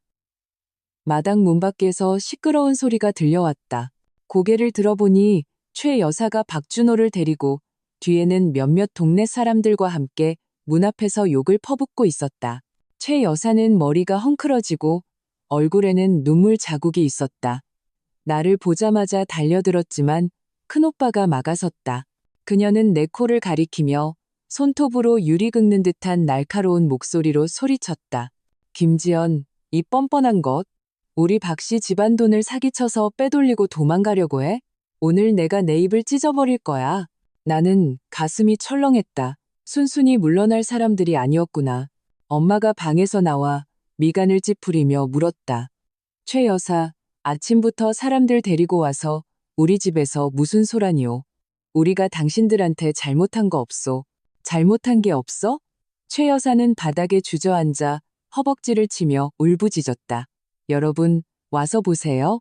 이 악독한 여자가 우리 박씨 집안에서 10년 동안 얻어먹고 살다가 이제 큰돈에 당첨되니까 돈 싸들고 내 아들이랑 이혼했어요. 우리 집 돈까지 다 빼돌리고. 이게 무슨 하늘의 이치입니까? 주위 이웃들이 웅성거리며 어떤 사람들은 나를 가리키며 작은 소리로 속삭였다. 눈빛에는 의심이 가득했다. 나는 분노로 온몸을 떨었다. 손에 들고 있던 빨랫방망이가 쾅 소리를 내며 바닥에 떨어졌다. 무슨 헛소리예요? 누가 큰돈에 당첨됐다고요? 누가 당신들 집 돈을 빼돌렸다고요? 아직도 발뺌이야? 박준호가 옆에서 튀어나왔다. 손에는 확성기를 들고 있었다. 내가 다 알아봤어. 네가 얼마 전에 삼복권이 56억 원에 당첨됐다고 우리가 내 돈 나눠 가질까봐 꾀병 부리면서 친정으로 도망간 거잖아. 이제 돈 손에 들어오니까 우리 형 버린 거고 무슨 꿍꿍이야. 그 말이 나오자 주인은 순식간에 아수라장이 되었다. 이웃들은 모두 눈을 크게 뜨고 나를 쳐다보았다. 의논 소리는 더욱 커졌다. 세상에 56억 원? 그렇게 큰 돈을? 그러니까 이혼했구나. 부자 됐다고. 너무하네. 잘 살게 됐다고 근본을 잊어버리다니. 엄마는 서둘러 해명했다. 여러분, 저 사람들 말 듣지 마세요. 그런 일 없어요. 저 사람들이 일부러 헛소문 퍼뜨려서 돈 뜯어내려는 거예요. 그런 일 없어? 최 여사는 바닥에서 일어나 나를 향해 냉소했다. 그럼 너 나랑 같이 복권 판매점 가서 당첨 확인해 볼 용기 있어? 네 은행 계좌 잔고 보여줄 용기 있냐고. 내가 보기엔 네가 찔리는 거야. 내가 왜 당신이랑 같이 가야 해? 나는 주먹을 꽉 쥐었다. 손톱이 살을 파고들었다. 당신들이 능력 없어서 돈 못 버는 걸 남 잘 되는 꼴은 못 보고 맨날 남의 것 뜯어낼 생각만 하고 창피하지도 않아요? 누가 뜯어내? 박준호는 확성기를 드러내게 휘두르려다가 둘째 오빠에게 빼앗겼다. 그는 목을 뻣뻣이 세우고 소리쳤다. 그 56억 원은 원래 우리 집 몫이야. 너는 우리 형 아내니까 네 돈은 우리 집 돈이라고? 이제 너 혼자 다 먹으려고? 어림도 없어. 개소리 집어치워. 나는 더 이상 참을 수 없었다. 목소리가 떨렸다. 그 돈은 내가 직접 당첨된 거야. 당신들 박씨 집안이랑은 아무 상관없어. 내가 몇 년 동안 당신들 집에서 받은 서러움이 얼마나 많은데 당신들이 내 피땀을 다 빨아먹고 이제는 내 돈까지 뺏으려고 해. 당신들이 사람이야? 나는 점점 흥분해서 눈물이 터져 나왔다. 엄마는 서둘러 나를 잡아 끌고 손수건을 건네주셨다. 저런 사람들이랑 싸우지 마. 몸만 상해. 최 여사는 내가 우는 것을 보고 더욱 더이해졌다. 봐라 봐. 내가 맞췄지? 찔리지? 똑똑히 들어 김지연. 오늘 네가 그 돈 우리한테 절반 안 내놓으면 여기서 한 발짝도 못 나가게 할 줄 알아. 절반? 차라리 은행을 털지 그래. 큰오빠는 화가 나서 얼굴이 새빨개졌다. 그들을 가리키며 내가 경고하는데 당장 사람들 데리고 꺼져. 안 그러면 경찰에 신고할 거야. 신고? 누굴 겁줘? 최 여사는 겁 없이 말했다. 경찰이 와도 나 안 무서워. 이 돈은 원래 우리 몫이야. 저 김지연이 우리 박씨 집안에 있을 때 당첨된 거니까 법적으로도 우리 아들 몫이 절반이야. 주위 이웃들 중 몇몇이 고개를 끄덕이며 정말 그런 말이 있다고 동조했다. 나는 가슴이 철렁했다. 비록 그녀의 말이 이치에 맞지 않는다는 것을 알았지만 이렇게 많은 사람들에게 둘러싸여 침방울 세례를 받으니 정신을 차릴 수가 없었다. 나는 심호흡을 하고 눈물을 닦았다. 최 여사 앞으로 걸어가 한자 한자 힘주어 말했다. 나 큰돈에 당첨되지 않았어요. 설사 당첨됐다 해도 당신들이랑은 상관없어요. 이혼은 박철수 씨가 동의한 거고 그 5천만 원은 내가 받아야 할 위자료예요. 여기서 계속 행패 부리면 나 당신들 명예훼손으로 고소할 거예요. 오, 고소? 증거 있어? 박준호는 비웃었다. 누가 네가 당첨 안 됐다고 증명해 줄 건데? 누가 네가 우리 집 돈 사기 안 쳤다고 증명해 줄 건데? 내가 증명할 수 있어. 나는 갑자기 무언가 생각나 돌아서서 방으로 뛰어들어가 휴대폰을 뒤졌다. 이전에 엄마와 통화할 때 엄마가 녹음하라고 했던 파일이 있었다. 아내는 최 여사가 나에게 꾀병 부려 소동을 피하라고 했던 말이 똑똑히 녹음되어 있었다. 나는 휴대폰을 들고 나와 재생 버튼을 눌렀다. 휴대폰에서 엄마의 목소리가 흘러나왔다. 그 돈 절대 시댁에 알리면 안 돼. 너는 중병 걸린 척하고 시댁에 가서 숨어 있어. 이어서 시댁에서 최 여사가 박준호와 나눈 대화가 나왔다. 쟤네 친정에서 돈 안 내놓으면 계속 괴롭히는 거야. 그리고 박준호가 나에게 돈 달라고 협박했던 녹음도 있었다. 주인은 순식간에 조용해졌다. 모두가 내 휴대폰을 쳐다보았다. 최 여사의 얼굴이 점점 창백해졌다. 입술이 떨리며 말을 잇지 못했다. 나는 녹음을 끄고 그녀를 보며 차갑게 말했다. 다들 들으셨죠? 누가 거짓말을 하고 있는지, 누가 돈을 뜯어내려 하는지 이제 분명해졌죠? 제가 아플 때 저 사람들이 저를 어떻게 괴롭혔는지, 우리 친정 돈을 어떻게 계산했는지 녹음 파일에 다 기록되어 있어요. 이웃들의 얼굴색이 변했다. 최 여사를 보는 눈빛에는 경멸이 가득했다. 어떤 사람이 말했다. 어머, 그랬구나. 그러니까 이혼했지. 저런 시댁에서 누가 살겠어. 최 여사는 상황이 불리해지자 박준호를 끌고 도망가려 했다. 큰오빠가 그들을 막아섰다. 가려면 말은 똑바로 하고 가. 아무 이유 없이 내 동생 명예를 훼손하고 그냥 이렇게 가려고?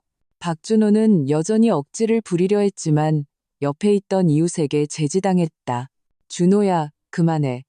이 일은 원래 너희가 잘못한 거야. 최 여사는 나를 흥건히 쏘아보고 박준호를 데리고 꽁무니를 빼며 도망갔다. 마치 꼬리를 내린 개 두 마리 같았다. 주위 이웃들은 펀펀히 내게 사과하며 헛소문을 믿어서는 안 됐다고 말했다. 엄마는 한숨을 쉬며 말했다. 여러분께 소란을 피워 죄송합니다. 정말 면목이 없네요. 사람들이 다 떠나자 나는 의자에 주저앉았다. 등 뒤에 옷이 다 젖어 있었다. 방금 그들과 대치할 때 손이 미세하게 떨리고 있었다. 이제야 두려움이 밀려왔다. 엄마가 물 한 잔을 건네주셨다.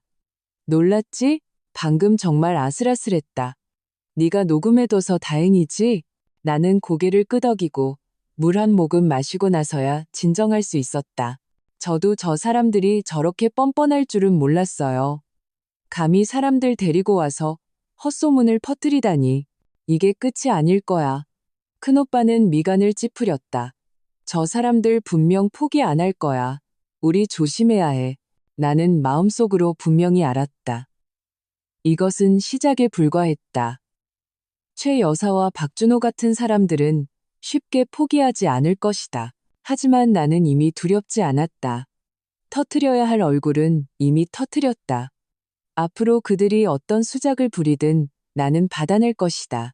최 여사와 박준호가 꽁무니를 빼며 도망간 지 이틀도 안 된 어느 날 오후, 내가 방에서 물건을 정리하고 있는데 갑자기 마당에서 쾅 하는 큰 소리가 들렸다. 무언가 깨지는 소리 같았다. 나는 서둘러 달려나가 보니 박준호가 손에 몽둥이를 들고 우리 집 물독을 내리치고 있었다. 물독에는 이미 금이가 물이 콸콸 쏟아져 나오고 있었다. 최 여사는 옆에 서서 양손을 허리에 짚고 욕을 퍼붓고 있었다. 너희들 뭐 하는 거야? 나는 분노로 온몸을 떨며 박준호를 막으려 달려들었다. 박준호는 팔을 휘둘러 나를 뒤로 밀쳐냈다. 나는 하마터면 넘어질 뻔했다. 상관마, 오늘 내가 너희 집 다 부숴버릴 거야. 박준호, 너 미쳤어. 큰오빠가 방에서 뛰쳐나와 그의 손에서 몽둥이를 빼앗았다. 네가 무슨 자격으로 우리 집 물건을 부숴? No. 무슨 자격? 최 여사는 펄쩍 뛰었다. 김지연이 우리 집 돈을 사기쳤으니까 걔 56억 원에 당첨됐는데 왜 우리한테 절반을 안 나눠줘? 그 돈은 원래 우리 박씨 집안 몫이야. 이웃들이 소란을 듣고 또 몰려와 수군거렸다. 엄마는 화가 나서 손이 떨렸다. 그들을 가리키며 말했다. 당신들은 강도야. 우리 지연이 큰 돈에 당첨되지 않았어. 설사 당첨됐다 해도 당신들이랑은 아무 상관없어. 당첨 안 됐다고? 박준호는 눈을 부릅떴다. 당첨 안 됐는데 왜 도망가? 당첨 안 됐는데 왜 이혼해? 내가 보기엔 너희가 도둑이 재발저리는 거야. 우리가 이혼하든 말든 당신들이랑 무슨 상관이야. 나는 차갑게 그를 보았다. 다시 한번 우리 집 물건 부수면 나 경찰에 신고할 거야. 신고? 누굴 겁줘? 최 여사는 전혀 무서워하지 않았다. 신고해. 경찰한테 한번 따져보자고. 며느리가 당첨됐는데 시댁에 나눠주는 게 맞는지 아닌지. No. 그녀는 말하며 바닥에 드러누워 떼를 쓰기 시작했다. 여러분, 와서 보세요. 이 집안 양심도 없어요. 우리 집 돈 사기 쳐서 빼돌리고 우리를 쫓아내려고 해요. 이게 무슨 하늘의 이치입니까? 박준호도 덩달아 소란을 피우며 우리 집 장작 더미를 발로 찼다. 장작이 사방으로 흩어졌다. 큰오빠는 화가 나서 얼굴이 새빨개져 박준호를 때리려 했지만 내가 말렸다. 오빠, 저런 사람들이랑 상대하지 마. 우리 경찰에 신고하자. 나는 휴대폰을 꺼내 그들 앞에서 경찰에 신고했다. 사건의 경위를 경찰에게 설명했다. 최 여사는 내가 진짜로 경찰에 신고하자 좀 당황했다. 바닥에서 일어나 욕을 퍼부었다. 신고해. 누가 무서워할 줄 알아. 얼마 후 경찰이 도착했다. 2명의 경찰이 마당으로 들어와 아수라장이 된 마당을 보고 미간을 찌푸리며 물었다. 무슨 일입니까? 누가 신고했습니까? 나는 서둘러 앞으로 나아가 사건의 경위를 설명하고 이전의 녹음 파일도 경찰에게 들려주었다. 경찰은 녹음을 다 듣고 주위 이웃들에게도 물어본 뒤 최 여사와 박준호 앞으로 다가갔다. 그리고 엄숙하게 말했다. 두 분은 타인의 재물을 고의로 손괴하고 타인을 비방한 혐의가 있습니다. 이것은 치안관리처벌법을 위반한 것입니다. 만약 상대방이 법적 책임을 묻는다면 두 분은 법적 처벌을 받게 될 것입니다. 최 여사는 그 말을 듣고 다리가 풀렸다. 경찰의 팔을 붙잡고 말했다. 경찰관님, 저희가 일부러 그런 게 아니라 그냥 순간적으로 화가 나서 그랬어요. 너그럽게 봐주세요. 박준호도 고개를 숙이고 아무 말도 못했다. 경찰은 그들을 쏘아보았다. 순간적으로요? 제가 보기엔 고의적인 것 같은데요. 당장 남의 물건 원상복구하고 사과하세요. 최 여사는 마지못해 박준호를 끌고 흩어진 장작을 주워 담고 헝겊 조각으로 물독의 금을 막았다. 그리고는 마지못해 내게 말했다. 미안하다. 우리가 내 집 물건 부수면 안 됐는데 나는 그녀를 차갑게 보았다. 사과만 하면 끝이에요. 우리 집 물독은 금이 갔고 장작은 다 흩어졌는데 이 손해는 어떡할 거예요? 경찰도 말했다. 맞습니다. 발생한 손해는 배상해야 합니다. 최 여사는 이를 악물고 주머니에서 20만 원을 꺼내 내게 던졌다. 이게 다야. 받든 말든 마음대로 해. 큰오빠가 돈을 주어 그녀에게 다시 쥐어주었다. 우리가 그 20만 원이 없어서 이러는 줄 알아? 우리가 원하는 건 공정한 처리야. 앞으로 다시는 우리 집에 와서 소란 피우지 마. 안 그러면 우리도 가만히 안 있을 거야. 경찰도 그들에게 경고했다. 두 분 들으셨죠? 앞으로 이 가족을 괴롭히지 마십시오. 그렇지 않으면 법에 따라 처리하겠습니다. 널. 최 여사와 박준호는 더 이상 아무 말도 못하고 꽁무니를 빼며 도망갔다. 경찰은 우리에게 몇 마디 더 당부하고 앞으로 안전에 유의하고 무슨 일이 생기면 즉시 신고하라고 한 뒤 떠났다. 이웃들도 팬펀히 우리를 위로하며 저런 인간들과 싸우지 말라고, 그들은 그냥 무례배이니 앞으로 멀리하라고 말했다. 엄마는 한숨을 쉬며 아수라장이 된 마당을 보았다. 이게 무슨 일이야? 큰오빠가 말했다. 엄마, 걱정 마세요. 제가 내일 쇠물독 사올게요. 장작은 제가 다시 묶으면 돼요. 나는 그들을 보며 마음이 따뜻해졌다. 비록 이런 시댁을 만났지만 나를 아껴주는 엄마와 오빠, 그리고 이치에 맞는 이웃들이 있었다. 나는 이미 충분히 행운하였다. 엄마, 오빠, 나는 그들을 보며 단호하게 말했다. 걱정 마세요. 저 괜찮아요. 저들이 또 와서 소란 피우면 또 경찰에 신고할 거예요. 제가 저들을 못 이길 거라고 생각하지 않아요. 엄마는 고개를 끄덕였다. 그래, 우리 무서워할 거 없어. 법이 우리 편인데 저들이 뭘 어쩌겠어. 마음 한편으로는 여전히 두려움이 남았지만 그보다 더 큰 결의를 다졌다. 나는 앞으로의 날들이 순탄하지 않을 것이라는 것을 알았지만 용감하게 맞서서 나 자신과 가족을 지킬 것이다. 경찰이 떠난 후 마당은 마침내 조용해졌다. 엄마는 물독 옆에 쭈그려 앉아 그 금을 보며 한숨을 쉬셨다. 멀쩡한 독을 이렇게 깨뜨리다니. 큰오빠는 망치를 들고 독 가장자리를 두드렸다. 엄마, 속상해하지 마세요. 이 독 원래 10년 넘게 쓴 거잖아요. 제가 내일 읍내 가서 새 거 싸올게요. 세라믹으로 된 거, 가볍고 예뻐요. 둘째 오빠는 바닥에 쭈그려 앉아 장작을 묶으며 중얼거렸다. 그 모자는 정말 미친 개 같아. 문다고 하면 진짜 무네. 나는 엄마 곁에 쭈그려 앉아 깨끗한 수건을 건넸다. 엄마, 얼굴 좀 닦으세요. 화나셨잖아요. 엄마는 수건을 받아 얼굴을 닦으시더니 갑자기 웃으셨다. 지금 생각해보니 내 그 56억 원짜리 복권한테 고마워해야겠네. 이런 소동이 아니었으면 내 딸이 이렇게 당찬 줄도 몰랐을 텐데. 쟤들을 말 한마디 못하게 만들다니. 주위 이웃들이 아직 다 가지 않고 엄마의 말을 듣고 다가와 물었다. 사부인 지연 씨 정말 큰 돈에 당첨됐어요? 엄마는 그제야 말실수했다는 것을 깨닫고 서둘러 손을 저었다. 아니요, 아니요. 제가 그냥 헛소리한 거예요. 나는 웃으며 말을 받았다. 엄마가 제가 큰돈에 당첨되기를 바라시는 거죠? 하지만 당첨 안 됐더라도 이런 일을 당하면 당당해야죠. 이웃들은 그제야 이해하고 펀펀히 고개를 끄덕였다. 맞아요. 사람이 착하면 무시당하고 말이 순하면 이용당하는 법이죠. 저렇게 해야 해요. 이야기를 나누는 사이 내 휴대폰이 울렸다. 박철수에게서 온 문자였다. 미안하다. 너를 서럽게 해서. 어머니랑 준호는 내가 잘 타이를게. 앞으로 다시는 너를 괴롭히지 않을 거야. 나는 문자를 보고 바로 삭제했다.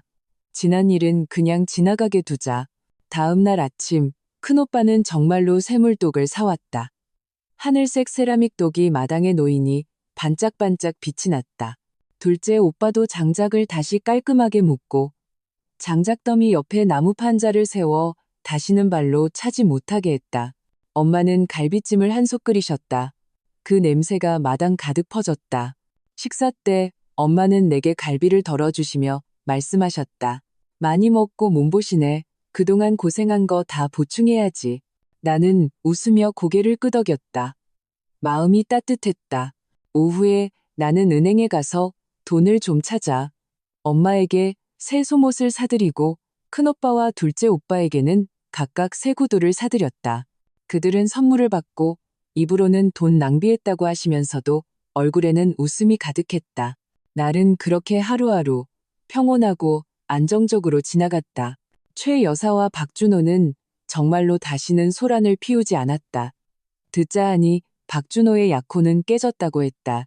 여자 측 집안에서 그 집안 사정을 듣고 믿을 수 없는 집안이라고 생각해서 예단비를 돌려줬다고 했다. 최 여사는 화병이 나서 며칠 동안 알아누웠다고 했다. 어느 날 오후 내가 마당에서 햇볕을 쬐고 있는데 엄마가 내 옆에 앉아 신발 밑창을 꿰매고 계셨다. 엄마가 말씀하셨다. 지연아, 너 앞으로는 어떻게 할 셈이니? 마냥 집에만 있을 수는 없잖아. 나는 생각해보고 말했다. 나도 뭔가 일을 하고 싶어요. 큰오빠 편의점 가서 좀 돕거나 아니면 둘째 오빠 공사장 가서 회계라도 배울까요? 엄마는 고개를 저으셨다. 편의점은 너무 바쁘고 공사장은 너무 힘들어. 너한테는 안 맞아. 차라리 우리 그 돈으로 작은 옷가게라도 열어보는 건 어때? 너 원래 옷 만지는 거 좋아했잖아. 내 눈이 반짝였다. 맞아요. 왜 그 생각을 못했지. 옷가게 열면 편하게 내가 좋아하는 일도 할 수 있고? 너무 좋다? 그럼 그렇게 정하자. 엄마는 웃으며 말씀하셨다. 내일 내 큰오빠랑 같이 읍내 가서 괜찮은 가게 자리 있는지 한번 봐봐.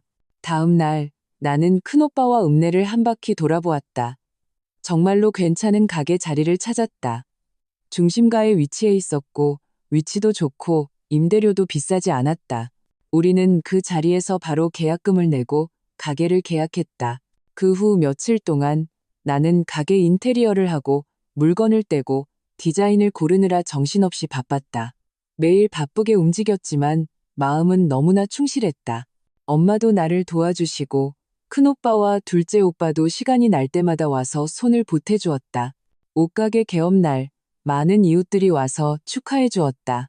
시끌벅적했다. 나는 내가 직접 코디한 옷을 입고 가게 문 앞에서 손님들을 맞았다. 마음이 뿌듯했다. 엄마는 나를 보며 웃음이 떠나지 않으셨다. 우리 딸 점점 더 능숙해지네. 나는 엄마의 손을 잡고 진심으로 말했다. 엄마, 다 엄마 덕분이에요. 엄마가 아니었으면 그때 꾀병 부려서 시댁으로 피신하라고 하지 않으셨으면 내가 저 사람들한테 어떻게 당했을지 몰라요. 엄마는 정말 현명하셨어요. 엄마는 내 손을 토닥이셨다. 이 바보 같은 딸아, 엄마가 다 너를 위해서 그런 거지. 앞으로 잘 살면 그게 뭐보다 나아. 나는 고개를 끄덕였다. 가게 안을 오가는 손님들을 보고 창밖의 화창한 햇살을 보며 마음속에 희망이 가득 찼다. 비록 한 차례 소동을 겪었지만 나는 더 많은 것을 얻었다. 불행한 결혼 생활에서 벗어났고 내가 좋아하는 일을 찾았으며 나를 사랑하는 가족들이 있었다. 이 뜻밖의 행운은 나에게 물질적인 보장뿐만 아니라 사람의 마음을 꿰뚫어 보고 강해지는 법을 배우게 해주었다. 나는 앞으로의 길이 아직 길다는 것을 알았지만 더 나은 삶을 살아갈 자신이 있었다. 진정한 행복은 남이 주는 것이 아니라 스스로 쟁취하는 것이라는 것을 깨달았기 때문이다.